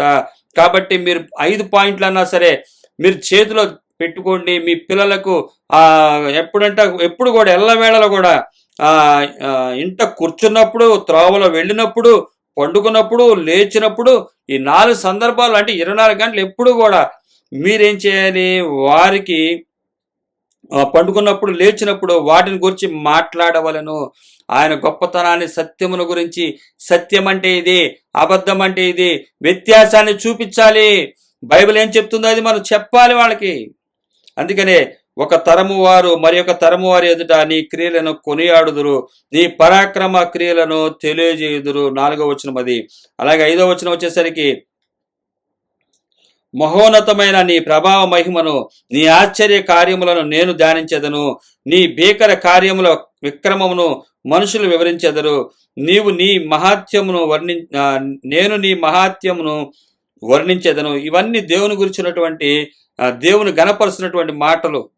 ఈ ప్రత్యక్షతలో ఇవన్నీ కూడా ఈ యొక్క కీర్తనాకారుడు అనుభవించాడు, తెలుసుకున్నాడు. కానీ ఈరోజు మనం ఇవన్నీ మనకు తెలియదు. వీరికి ఆ భాగ్యం అనుగ్రహించాడు. యేసుక్రీస్తు వారు కృపాసత్యముగా మనం చూడగలటకు మనకు భాగ్యం అనుగ్రహించబడింది. వీరికి అనుగ్రహించబడినటువంటి భాగ్యాన్ని తెలియపరుస్తున్నాడు. ఇప్పుడు ఆయన రాబోతున్న క్రీస్తు వారి గురించి మొదట స్తుతించాడు. ఆ రాబోతున్న కృపాసత్యమును బట్టి, నామమును బట్టి గణపరిచాడు. అలాగే ఆయన అట్లాంటి వాడో మేము చెప్తున్నాము, ఇప్పుడు మీరు వినండి అంటున్నాడు. ఎందువల్లంటే మనకి పాత నిబంధన గ్రంథము, కొత్త నిబంధన గ్రంథము కూడా మొత్తము మన అందరి నిమిత్తము రాయబడి ఉంది. మనందరికీ కూడా బలాన్ని ఇవ్వడానికి రాయబడి ఉంది. వీరు రాబోతున్న క్రొత్త నిబంధన విషయాన్ని చూసి స్తుతించాడు. అలాగే దేవుడు తన కార్యాలు చేసినందుకు వాటిని బట్టి స్తుతించాడు. అయితే ఈ కీర్తనకారుడు ఇది రాసే సందర్భంలో కృపాసత్యాన్ని వెంబడిస్తున్నాడు. కృపాసత్యాన్ని వెంబడించడం అంటే లోకాశలు ఏమి ఉండవు, లోక సంబంధమైనవి ఏవి విస్తారంగా సంపాదించుకుని ఉండరు. అందువల్లే వారు పవర్ఫుల్ మాటలు అయ్యి దేవుని యొక్క శక్తితో కూడింది. ఆయన శక్తి, జ్ఞానం అది మనం చూస్తాం కదా. కొరింథీయులకు రాసిన పత్రిక, మొదటి పత్రిక, సిలువను గూర్చిన వార్త నశించుచున్న వారికి వెరితనము గాని, రక్షింపబడుచున్న మనకి దేవుని శక్తి అది. ఈ మాటలు శక్తినిస్తాయి, అందరికి ఉపకారి. అందరికీ ఆ శక్తిని ఇస్తాడు. అది ఆ శక్తిని మీరు గ్రహించాలనే ఆ ఉద్దేశం ఉండాలి, రావాలి, ఆయన దగ్గరికి వచ్చి ఒప్పుకోవాలి. ఆయన ఒప్పుకున్న వారు రక్షించబడతారు. నమ్మి బాప్తిసం పొందితే రక్షించబడతారు, లేకపోతే శిక్ష విధించబడుతుంది.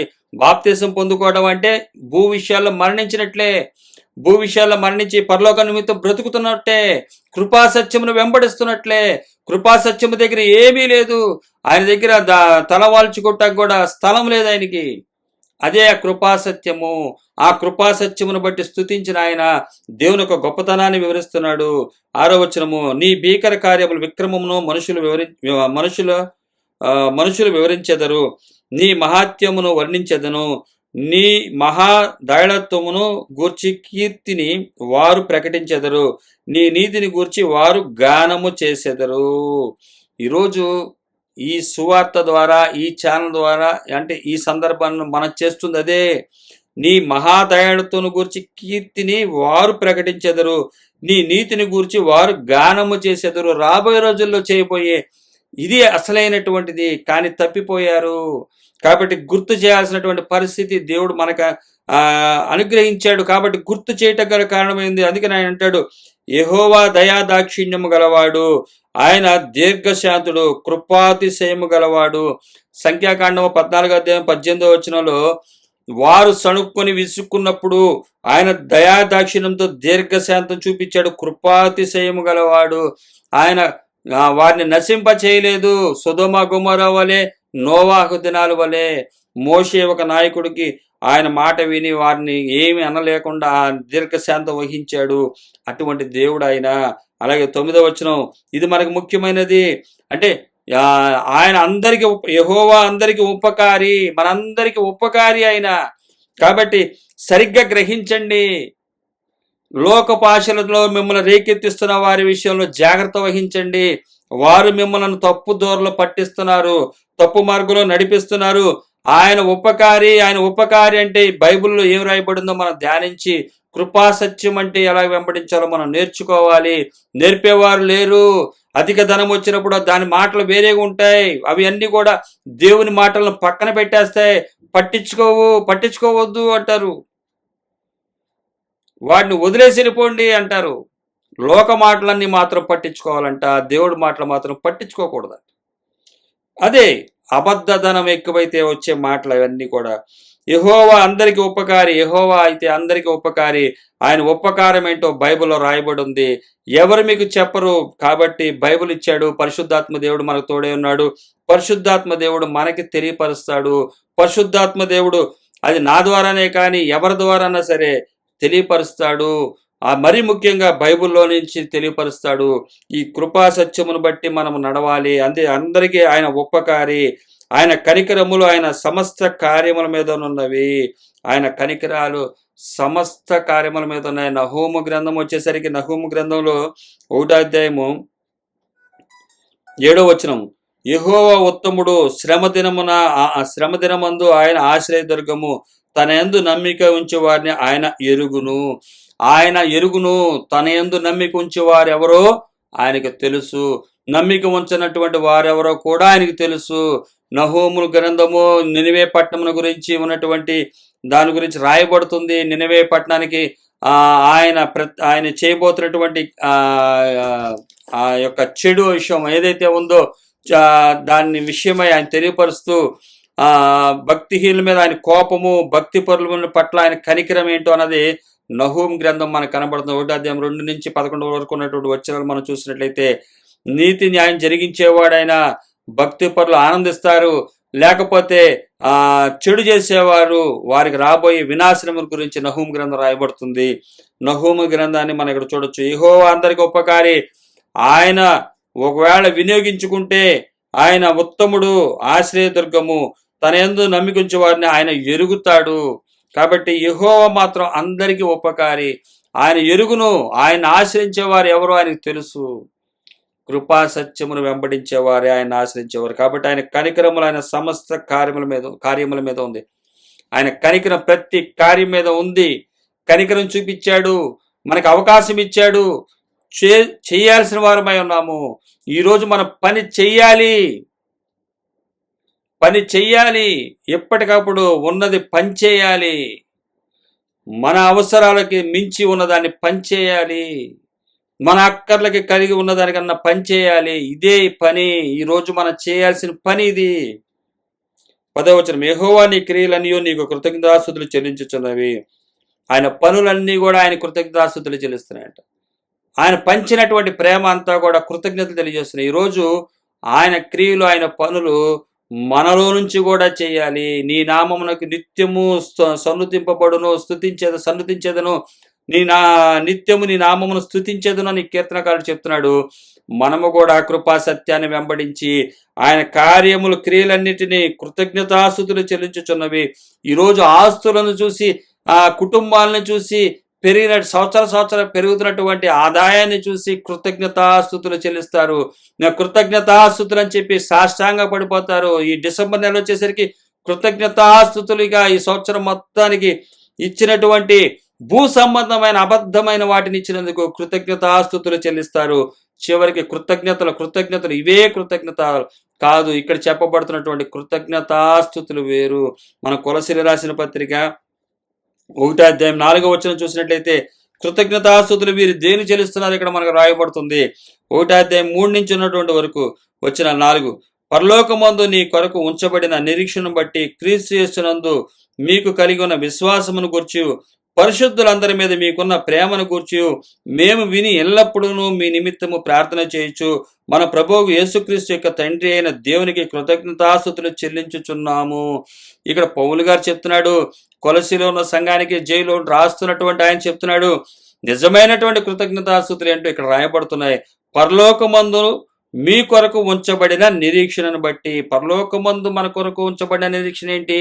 కృపాసత్యమైనటువంటి యేసుక్రీస్తు వారు అక్కడ ఉన్నాడు. ఆ కృపాసత్యమును చూడకముందు స్తుతించిన ఆయన వచ్చిన తర్వాత స్తుతిస్తున్న వారు మనము. మన నిరీక్షణ ఆయనతో మనం నిత్యం ఉండబోయే రోజు ఆసన్నము కాబోతుంది. అతి త్వరలో ఆయన రాబోతున్నాడు. నిరీక్షణను బట్టి ఆయన ఏం చేస్తున్నాడంట? పరలోకమందు మీ కొరకు ఉంచబడిన నిరీక్షణ బట్టి అన్నాడు అక్కడ. కృతజ్ఞతాస్తుతులు. కానీ ఇక్కడ చెప్పబడుతుంది ఏంటి? లోకంలో వచ్చేసరికి ఆ బిల్డింగులు పోయిన సంవత్సరం లేదు, ఈ సంవత్సరం వచ్చినాయి. పోయిన సంవత్సరం పొలాలు లేవు, ఈ సంవత్సరాలు వచ్చినాయి. పోయిన సంవత్సరం ఎంత పెద్ద మందిరం లేదు, ఈ సంవత్సరం ఎంత పెద్ద మందిరం వచ్చింది. పోయిన సంవత్సరం నాకు ఇన్ని దేశాలు తిరిగాను, ఇన్ని రాష్ట్రాలు తిరిగాను, ఇన్ని వాక్యాలు చెప్పాను, ఇన్ని మాటలు మాట్లాడాను, ఇన్ని వాక్యాలతోటి ప్రసంగాలతోటి చేసిన వాటి కృతజ్ఞతలు. కానీ ఇక్కడ రాయబడుతుంది ఏంటి? నిజమైన కృతజ్ఞత ఏంటి? పరలోకమందు మీ కొరకు ఉంచబడిన నిరీక్షణ బట్టి. ఆ పరలోకం బట్టి మీకున్న సంగమా నిరీక్షణను బట్టి. నిరీక్షణ ఉంచడం అంటే ఏంటి? కృపాసత్యమును వెంబడించడం. కృపాసత్యమును వెంబడించడం అంటే అన్ని వదులుకున్నటువంటి స్థితి. కృపాసత్యము నిరీక్షించేవారు ఏంటి? మనం ఊరు వెళ్ళాలంటే ప్రయాణం వెళ్ళినప్పుడు ట్రైన్ కోసం నిరీక్షిస్తాం. అప్పుడు మనతో పాటు ఏమి ఉండవు, ఒక లగేజీ తప్ప. అలాగే ఉన్న వారులారా అన్నట్టు ఇక్కడ రాయబడుతుంది. క్రీస్తు యేసునందు మీకు కలిగి ఉన్న విశ్వాసమును గూర్చియు. క్రీస్తు యేసునందు మీకు ఉన్నటువంటి కలిగి ఉన్న విశ్వాసమును, పరిశుద్ధులందరి మీద మీకున్న ప్రేమను గూర్చియు మేము వినినప్పుడు. ఇక్కడ 3 రకాలు మనకు కనబడతాయి. ఎల్లప్పుడూ మీ నిమిత్తం ప్రార్థన చేయొచ్చు. మన ప్రభువు యేసుక్రీస్తు యొక్క తండ్రి అయిన దేవునికి కృతజ్ఞతాస్తుతులు చెల్లించుచున్నాను. ఇక్కడ ఆయన చేస్తున్నటువంటి ప్రార్థన ఎవరి గురించి? ఈ లోకంలో చూసినట్లయితే ప్రతి ఒక్కరి గురించి ప్రార్థన చేసేస్తారు. ప్రతి ఒక్కరిని ప్రార్థన ప్రార్థన ప్రార్థన అంటారు. లోకాశలు, భూలోకాశలు సంపాదించుకుంటున్న వాడి, కళ్ళ ముందు కనబడుతున్న వాడికి రోగం వస్తే ఓ ప్రార్థనలు. డబ్బున్న వాడికే ప్రార్థనలు, డబ్బున్న వాళ్ళకే అవి కావాలి ఈ కావాలని ప్రార్థనలు. కానీ ఇక్కడ ఆయన చేస్తున్న ప్రార్థనలు ఏంటంట? నిరీక్షించే వారి గురించి, విశ్వసించే వారి గురించి, ప్రేమను గురించి, పంచేవారు, దేవుడు ప్రేమ పంచేది, పంచేవారి గురించి ప్రార్థన. ఈ 3 రకాల వారి గురించి ప్రార్థన చేయాలి. ఎవరి గురించి పడితే వాళ్ళ గురించి ప్రార్థన చేయడానికి లేదు, చేయకూడదు కూడా. ఎందుకంటే మనది అదే బ్యాచ్ అవుద్ది. ఆ బ్యాచ్ వాళ్ళు మృతులు తమ మృతులను పాత పెట్టుకునే వాళ్ళంతా. నిజమైన ప్రార్థన నిరీక్షణను బట్టి శ్రమలు సహిస్తున్న వారు, క్రీస్తునందు విశ్వసించినటువంటి వారు, అలాగే ప్రేమ చూపించేవారు. ఈరోజు ప్రేమ చూపించడం అంటే తెలుసు మనకి. డబ్బులు ఇస్తేనే ప్రేమ, ఆస్తులు ఇస్తే ప్రేమ అంటే కాదు. కడుపులోది తీసి పెట్టేదే ప్రేమ. అదే ఇక్కడ అతి శ్రేష్టమైనది. అందుకని అంటున్నాడు ఆయన, వారి గురించి ప్రార్థన చేస్తున్నాను. మన ప్రభు యేసుక్రీస్తు యొక్క తండ్రి అయిన దేవునికి కృతజ్ఞతాస్తుతులు చెల్లించుచున్నాను. అసలైనటువంటి కృతజ్ఞతాస్తుతులు అవి. అదే కీర్తనకారుడు రాస్తున్నాడు 145 అధ్యాయంలో మనం చూసినట్లయితే 10వ వచనంలో, యెహోవా నీ క్రియలనియు నీకు కృతజ్ఞతాస్తుతులు చెల్లించుచున్నవి. నీ భక్తులు నిన్ను సన్నుతించుదురు. నీ భక్తులు ఏం చేస్తారంటే నిన్ను సన్నుతిస్తారు. అలాగే 11వ వచనం, ఆయన రాజ్యము మహోన్నత ప్రభావము, ఆయన రాజ్య మహోన్నత ప్రభావమును ఆయన బలమును నరులకు తెలియజేయుటకై నీ భక్తులు నీ రాజ్య ప్రభావమును గురించి చెప్పుకొందురు, నీ సౌర్యమును గురించి పలుకుదురు. నీ రాజ్యము శాశ్వత రాజ్యము, నీ రాజ్య పరిపాలన తరతరములకు నిలుచును. యెహోవా పడిపోవు వారిని అందరినీ ఉద్ధరించేవాడు, కృంగిపోయిన వారందరినీ లేవనెత్తేవాడు. ఇవన్నీ ఎలా జరుగుతాయి? పడిపోయిన వారిని ఉద్ధరించేవాడు, కృంగిపోయిన వారిని లేవనెత్తివాడు. ఇవే సత్యవాక్యము చెప్పిన వారు, సత్యమును తెలియజేస్తున్నటువంటి వారు కృంగిపోతున్న వారిని బలపరుస్తుంది పరిశుద్ధాత్మ దేవుడు. ఈ వాక్యానికి ఇక్కడ దాకా మీరు వచ్చారంటే మిమ్మల్ని బలపరుస్తుందని అర్థం. మిమ్మల్ని ఏం చేస్తుంది? కృంగిపోయిన మిమ్మల్ని లేవనెత్తుతుంది. ఎందుకు కృంగిపోతారు? డబ్బులు సంపాదించుకున్నవాడికి కృంగిపోటు ఉంటుందా? ఉండదు. ఆయన రాజ్యం కోసం వెతకలేని వాడికి ఏం కృంగిబాటు ఉండదు, ఏమి ఆలోచన ఉండదు, పడిపోడు కూడా. ఎవరైతే ఆయన రాజ్యము శాశ్వత రాజ్యం అని, ఆ రాజ్య పరిపాలన తరతరం నిలుచునని వేచి ఉంటారో అటువంటి వారు యెహోవా పడిపోవు వారిని ఉద్ధరించేవాడు, కృంగిపోయిన వారందరినీ కూడా ఆయన లేవనెత్తేవాడు. ఆయన లేవనెత్తేవాడు ఎలా లేవనెత్తుతాడంటే ఆయన చెప్తున్నాడు ఇక్కడ, 15వ వచనం. సర్వజీవుల కనులు నీ వైపు చూచుచున్నవి, తగిన కాలం మందు నీవు ఆ వారికి ఆహారమిచ్చుదువు. ఆయన సముద్రంలో ఉన్నటువంటి సమస్త జీవులకి ఇస్తున్నాడు. అలాగే సమస్త జీవులకి కూడా, భూమి మీద ఉన్నటువంటి జీవులకు కూడా ఆయన ఆహారం ఇస్తున్నాడు. సమస్తము ఆయన చేస్తున్నాడు. అదే ఇక్కడ రాయబడుతుంది. 15వ వచనం. సర్వజీవుల కనులు నీ వైపు చూచుచున్నవి, తగిన కాలం మందు నీవు వారికి ఆహారం ఇచ్చుదువు. మనం చూసినట్లయితే 104 కీర్తన గ్రంథం 104 అధ్యాయం 27వ వచనంలో రాయబడుతుంది. తగిన కాలం మందు నీవు వాటికి ఆహారం ఇచ్చేదవు, వాటిని అవన్నీ నీ దయ కొరకు కనిపెట్టుచున్నవి. సముద్రంలో ఉన్న వాటిని పై వచనంలో మనకు చెప్పబడుతుంది. అలాగే 136 కీర్తన 25వ వచనము. సమస్త జీవులకును ఆయన ఆహారం ఇచ్చుచున్నాడు, ఆయన కృప నిరంతరం ఉండును. మనుషులకే కాదు, జీవులకు, ముసలులకు, సముద్రంలో ఉన్నటువంటి వాటికి కూడా. అలాగే 104 అధ్యాయము 21వ వచనంలో, సింహ పిల్లలు వేట కొరకు గర్జించుచున్నవి, తమ ఆహారమును దేవుని చేతిలో నుండి తీసుకొని జోచుచున్నవి. కీర్తనకారుడు చెప్తున్నాడు, కృంగిపోయిన వారిని బలపరచడానికి, లేవనెత్తడానికి అయ్యా ఆటలకి ఆహారం పెడుతున్నాడు. నీకు ఆహారం లేకుండా ఇబ్బంది పడుతున్నావా? కృపా సత్యాన్ని వెంబడిస్తున్నందుకు నువ్వు ఆహారం లేకుండా ఉంటున్నావా?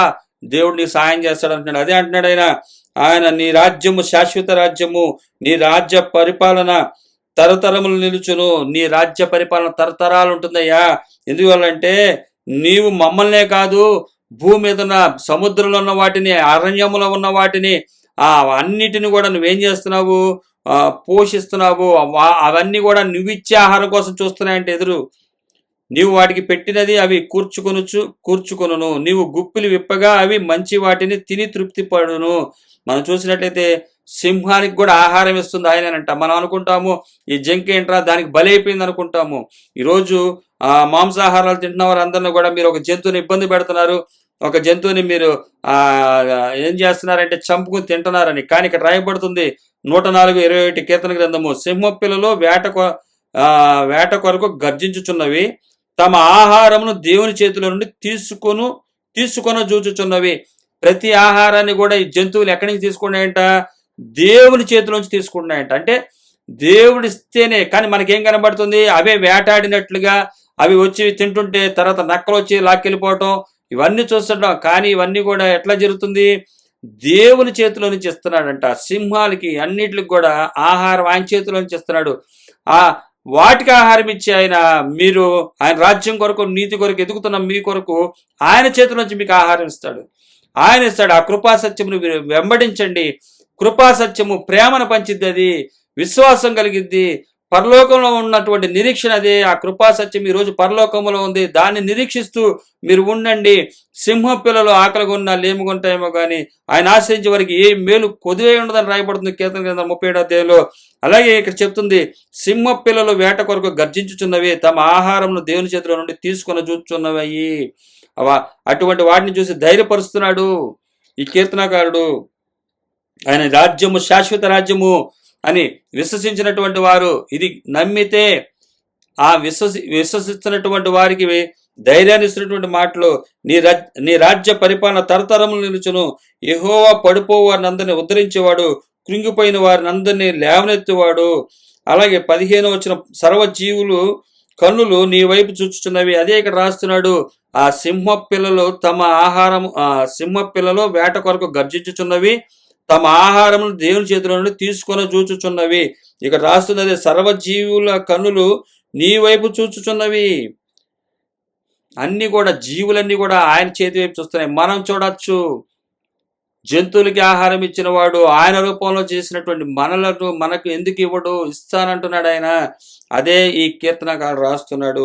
తగిన కాలమందు మనకు కావాల్సింది మానుదినాలనేది మాకు దయచేయము.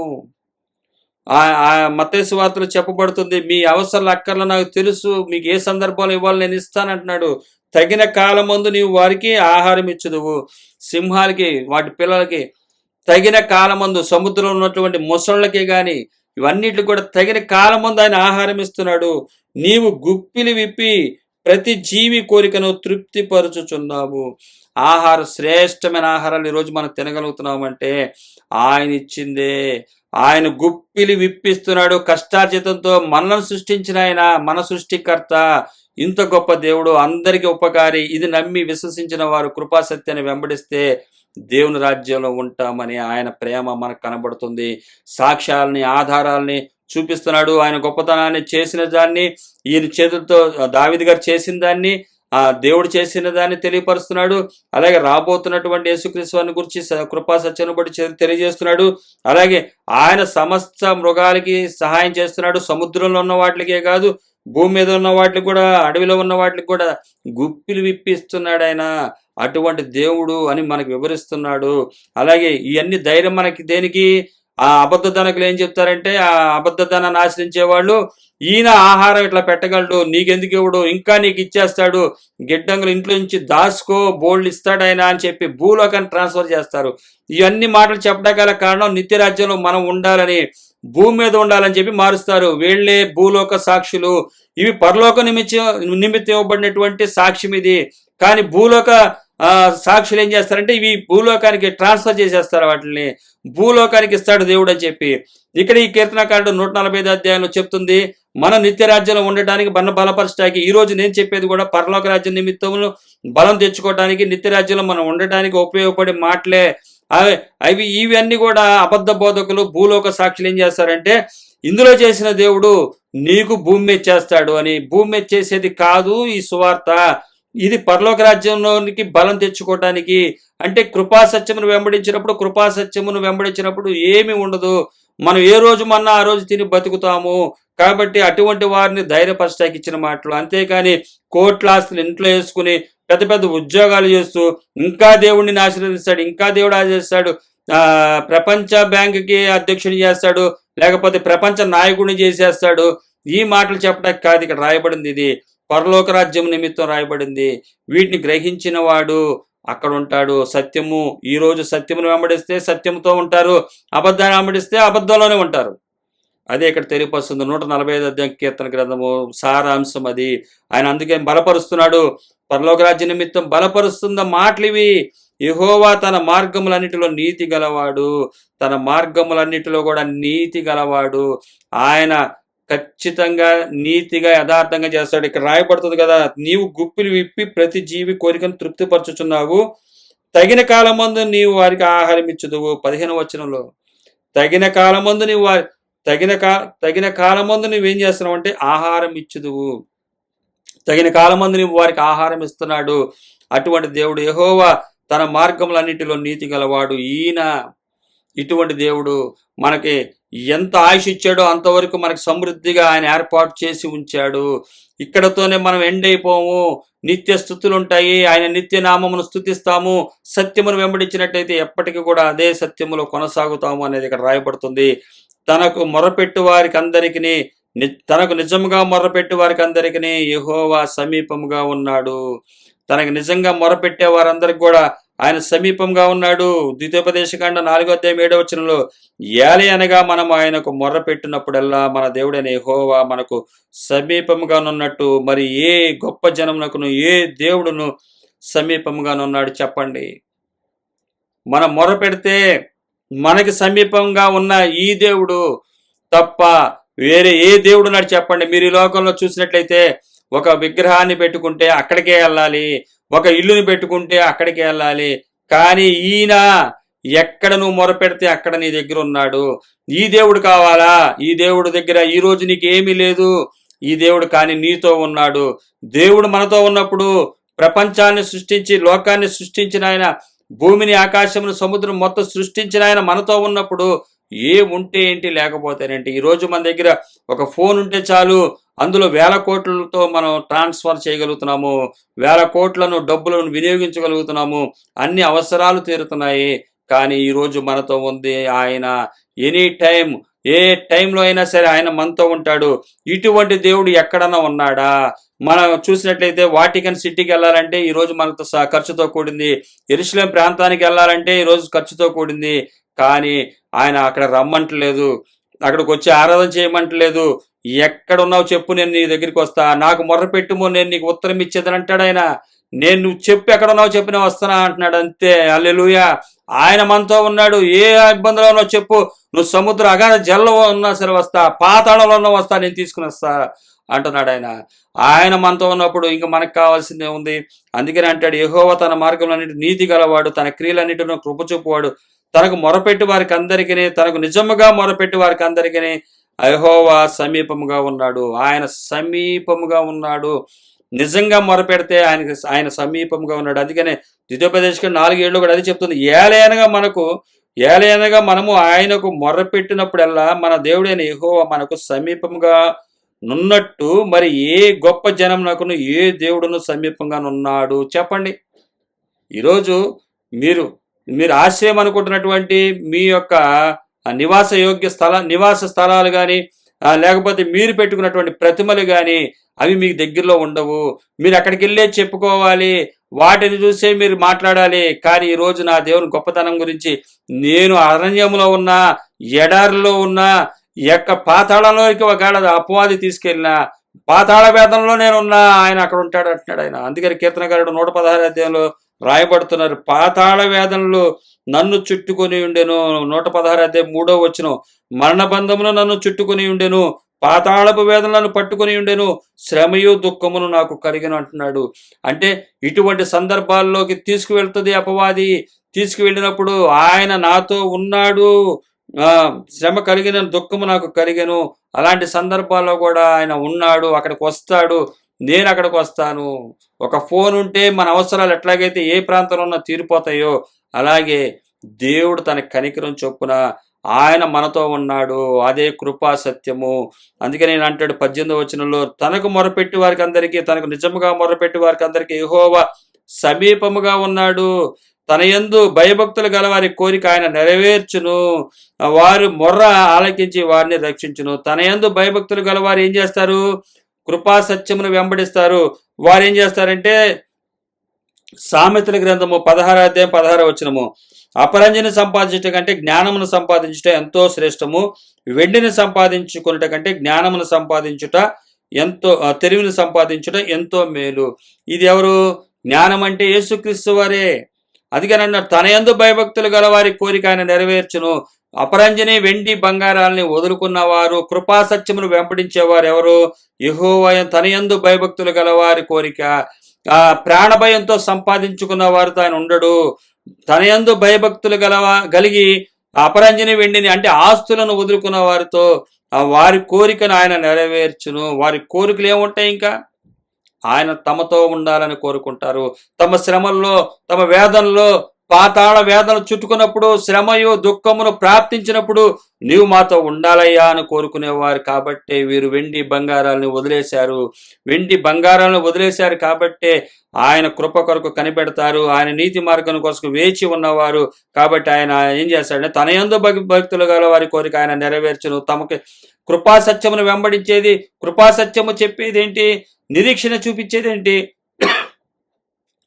పరలోక రాజ్యం, నిత్య రాజ్యమును, ఆ నిత్యరాజ్యమును కొరకు కోరికను నెరవేరుస్తాడంట. తన యందు భయభక్తులు గలవారు వెండి బంగారాలను వదులుకోవటానికి కారణం, ప్రాణాన్ని సిలువ వేయటం గల కారణం,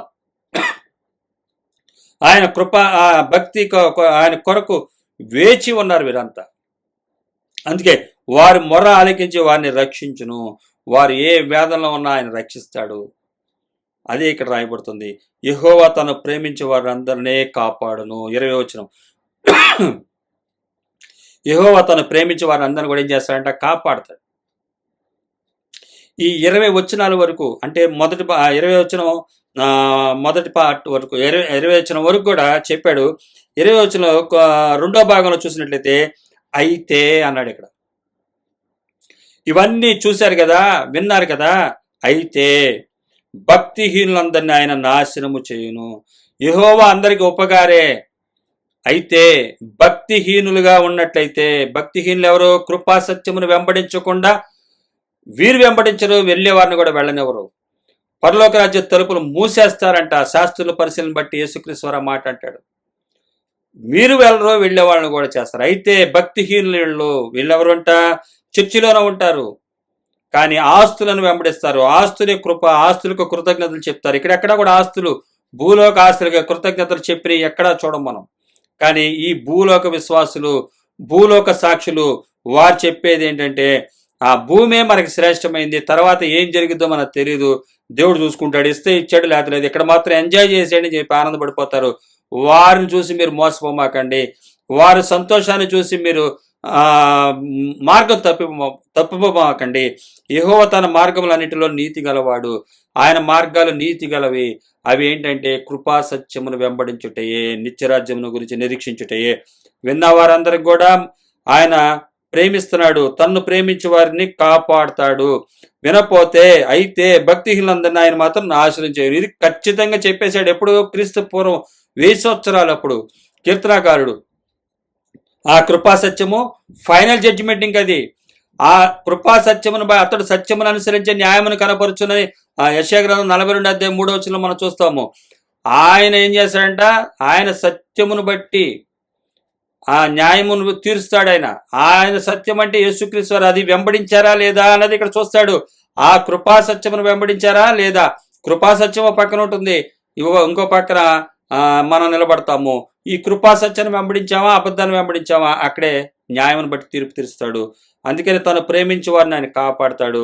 అయితే భక్తిహీనులందరూ ఆయన ఏం చేస్తాడు, నాశనం చేస్తాడు. ఆయన నామం ప్రకారం ఉన్నారా లేదా చూసి అయిపోతారు.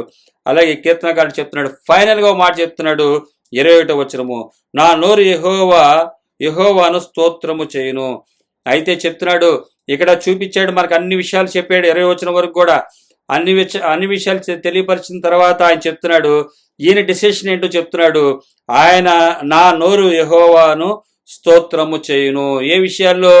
యెహోవా యొక్క గొప్పతనము, చేసిన గొప్పతనము, చేస్తున్న గొప్పతనం, రాబోతున్నప్పుడు కృపాసత్యంగా చేయబోతున్న గొప్పతనాన్ని బట్టి స్తోత్రం చేయుచున్నాను. నా బిల్డింగ్ల గురించి, నా ఆస్తుల గురించి చేస్తున్నాను, నా పదవిని గురించి చేస్తున్నాను, నా రాజరికాన్ని గురించి చేస్తున్నాను చెప్పలేదు. నా నోరు యెహోవాను స్తోత్రము చేయును. అదే ఏం చెప్తున్నాడు, 1వ వచనం, రాజువైన నా దేవా నేను గణపరచెదను, నీ నామమును నిత్యము సన్నుతించెదను, అనుదినము నేను నిన్ను స్తుతించెదను, నిత్యము నీ నామమును స్తుతించెదను. ఇదే ఫైనల్ నేను చేస్తాను. అలాగే చేస్తూ ఆయన చెప్తున్నటువంటి మాట ఏంటంటే, శరీరులందరూ ఆయన పరిశుద్ధ నామమును నిత్యము సన్నుతించుదురు గాక. అయ్యా మీరందరూ కూడా సన్నుతించుదురు గాక అంటున్నాడు, కోరుకుంటున్నాడు ఆయన. శరీరాలందరూ ఆయన పరిశుద్ధ నామమును నిత్యము సన్నుతించుదురుగాక అంటున్నాడు. యెహోవా అందరికి ఉపకారి, మీరందరూ అలా ఉందురుగాక అంటున్నాడు. ఇది ఎలాగుంది? కొలసీలో మనం చూసినట్లయితే పౌలు గారి ప్రార్థన దేనికి చేస్తున్నాడు ఆయన? కొలసీలు రాసిన పత్రిక 1:4 వచనం,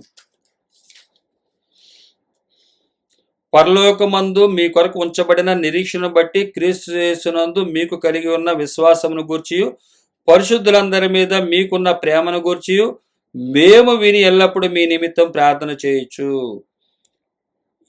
ఎవరి గురించి? పరలోక నిమిత్తం నిరీక్షిస్తున్నటువంటి వారి గురించి, యేసుక్రీస్తు వారి మీద విశ్వాసం ఉంచి ప్రేమను చూపిస్తున్న వారిని గురించి ఆయన ప్రార్థన చేస్తున్నాడు. ఆయన కృతజ్ఞతాస్తుతులు చెల్లిస్తున్నాడు. యెహోవా అందరికి ఉపకారి అని ఈ 145:9 చెప్పబడుతుంది కీర్తన గ్రంథము. అదే ఈ కీర్తనకారుడు చెప్తున్నాడు, నా నోరు యెహోవాను స్తోత్రం చేయును. 21వ వచనంలో శరీరులందరూ ఆయన పరిశుద్ధ నామమును నిత్యము సన్నుతించుదురుగాక. మీరందరూ ఈ విధంగా ఉంటే బాగుండును అని ఆయన కోరుకుంటున్నాడు. అది దేవుడు ఉపకారి, ఆయన కోరుకుంటున్నాడు, ఈయన కోరుకుంటున్నాడు. మీరు చేయకపోతే ఆయన భక్తిహీనులందరినీ నాశనం చేయును, తప్పనిసరిగా నాశనం చేస్తాడు. కానీ మీరు నాశనం అయిపోవాలని దేవుడు కోరుకోవట్లేదు, ఈ కీర్తనకారుడు కూడా కోరుకోవట్లేదు, ఈరోజు నేను కూడా కోరుకోవట్లేదు. అందుకే మీకు ఈ సత్యమును తెలియజేయడం గల కారణము. ఎందువల్లంటే శ్రేష్టమైనది నా దేవుడు నాకు తెలియపరిచి బలపరిచి నడిపిస్తున్నటువంటి ఆయన గురించి మనం ఎందుకు పిలువబడ్డాము? అందుకనే రాయబడుతున్నటువంటి మాట మనం చూసినట్టయితే పేతురు గారు చెప్తున్నటువంటి మొదటి పత్రిక, మన రాజులని యాజక సమూహం అంటాడు ఆయన. 2:9 వచనము, అయితే మీరు చీకటిలో నుండి ఆశ్చర్యకరమైన తన వెలుగులోనికి మిమ్మల్ని పిలిచిన వాని గుణాతిశయములను ప్రచురం చేయ నిమిత్తము ఏర్పరచబడిన వంశమును, రాజులైన యాజక సమూహమును, పరిశుద్ధ జనమును, దేవుని సొత్తైన ప్రజలునై ఉన్నారు. ఇది ఇంత ప్రత్యేకమైనటువంటి స్థానం మనకి ఇచ్చినప్పుడు, నాకు ఇచ్చినప్పుడు, మీకు ఇచ్చినప్పుడు, మనందరికి ఇచ్చినప్పుడు దీన్ని కాపాడుకోవాల్సినటువంటి బాధ్యత మనకుంది. ఏ ఆహారం తింటే మంచిదో అని చెప్పి అనేకులు యూట్యూబ్లో చాలామంది మీరు ఈ సమస్యతో బాధపడుతున్నారా, ఈ ఆహారం తినండి, ఈ విధంగా ఉండండి అని ఎంతోమంది ప్రేమ కలిగి, శరీరాల పట్ల ప్రేమ కలిగి, వారు క్రీస్తుని ఎరగపోయినప్పటికీ కూడా మీరు ఈ ఆహారం తిని ఆరోగ్యం తెచ్చుకోండి, మీరు అది చేయమాకండి అమ్మా, ఇది చేయమాకండి అమ్మా అని బతిమలాడుతున్న వాళ్ళని మనం చూస్తాం. ఇందువల్ల వారు శరీరాన్ని గుర్తుపెట్టి ఇంకొకరు ఇబ్బంది పడకూడదని, పేదలు మీరు సరైన వైద్యం చేయించుకోలేరని, వారి కొరకు ఫ్రీ వైద్యం ఎక్కడ దొరుకుతుందో అని ప్రేమ కలిగి చూపిస్తున్నారు. నిజమైన దేవుని ప్రేమను కలిగినటువంటి వారు మరి ఆయన గురించి ఎందుకు చెప్పకూడదు? మనం ఏర్పాటు చేసుకుంది అందుకనే కదా. కానీ భూలోక సంపద సంపాదించుకోమని చెప్పడం ఎంత తప్పో మీరు గుర్తుపట్టండి. ఈ వాక్యాన్ని బట్టి గుర్తుపట్టండి. భూలోక సంపద, ఆఫ్టర్ అన్యులైనటువంటి వారు ప్రేమ కలిగి సత్యం చెప్తారు. ఏ రోజు కూడా చూడండి, కొంతమంది ఎక్కువ శాతం నేనైతే తప్పుగా మిస్యూజ్ చేసిన వాళ్ళని చూడాల ఆరోగ్య సూత్రాల విషయాల్లో మాత్రం. మిగతా అన్ని విషయాల్లో, లోక విషయాల్లో వార్తలు అన్ని ఫేక్ చాలా ఉంటాయి, కానీ ఆరోగ్య సూత్రాల విషయాలు వచ్చేసరికి వారందరూ కూడా ఖచ్చితంగా ఇది చేయండి అమ్మా, ఇది చేయండి అని చెప్తారు. నాకు తెలిసి 90% వరకు కరెక్ట్గా చెప్తారు వాడు. నేను అంటే మనం అప్పుడప్పుడు అంతకుముందు చేస్తున్నాము, కానీ వాస్తవంగా వారు చెప్పే 90% కరెక్ట్గానే ఉంటుంది. మిగతా అన్నీ కూడా 100కి 90% వరకు ఫేక్ న్యూస్ ఎక్కువ ఉంటాయి. కానీ వారు ప్రేమించి జాగ్రత్తలు చెప్తారు, శరీర విషయంలో మీరెవరు కూడా అట్లా తప్పులు చేయమాకండి అని. అలాగే ఆత్మీయ జీవితంలో లోకానికి వెలుగుగా ఉన్నటువంటి వారము కృపాసత్యమును వెంబడించి కంపల్సరిగా చేయాల్సినటువంటి బాధ్యత ఏంటో పేతురు గారు క్రీస్తు వారి సాక్ష్యాన్ని చూసినటువంటి ఆయన చెప్తున్నటువంటి మాట. ఎవరు రాస్తున్నారు ఇది? పేతురు గారు ఎవరు? యేసుక్రీస్తు వారిని గురించి ఇస్తున్నటువంటి సాక్ష్యం మనం చూసినట్లయితే 5వ అధ్యాయం 1వ వచనం, తోటి పెద్దను క్రీస్తు శ్రమలను గురించి సాక్షిని, బయలుపరచబడబోవు మహిమలో పాలివాడినైనా నేను మీలో పెద్దలను హెచ్చరించుచున్నాను. ఈయనేం చేస్తున్నాడంట? క్రీస్తు శ్రమల గురించిన సాక్షి, తోటి పెద్ద సాక్షి కూడా, బయలుపరచబడబోవు మహిమను పాలివాడనైనా నేను మీలోని పెద్దలను హెచ్చరించుచున్నాను.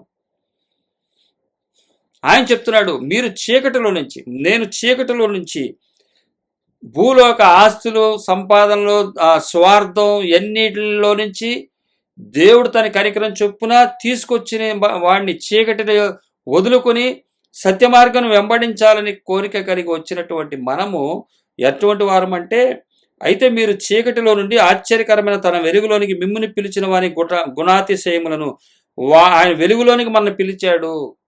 ఇక చీకటి ధనము మన దగ్గర ఉండకూడదు, అక్కర కలిగిన వారికి పంచేయాలి. ప్రచురము చేయ నిమిత్తం ఏర్పరచబడిన వంశమును, రాజులైన యాజక సమూహమును, పరిశుద్ధ జనమును, దేవుని సొత్తైన ప్రజలై ఉన్నారు.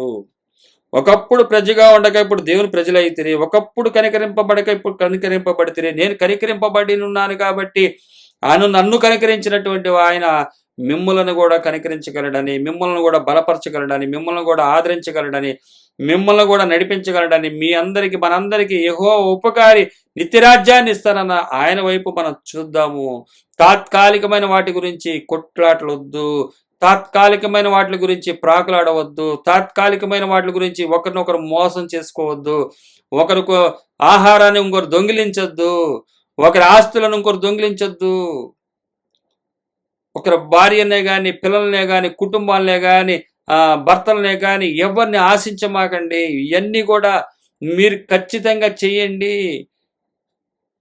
ఆశించమాకండి, లోక ఆశలు మీకు వద్దు. నిత్యరాజ్యము ఇచ్చే ఆయన ఉన్నాడు, నిత్యరాజ్యం ఉంది, దీనికి సాక్షులుగా ఉన్నారు.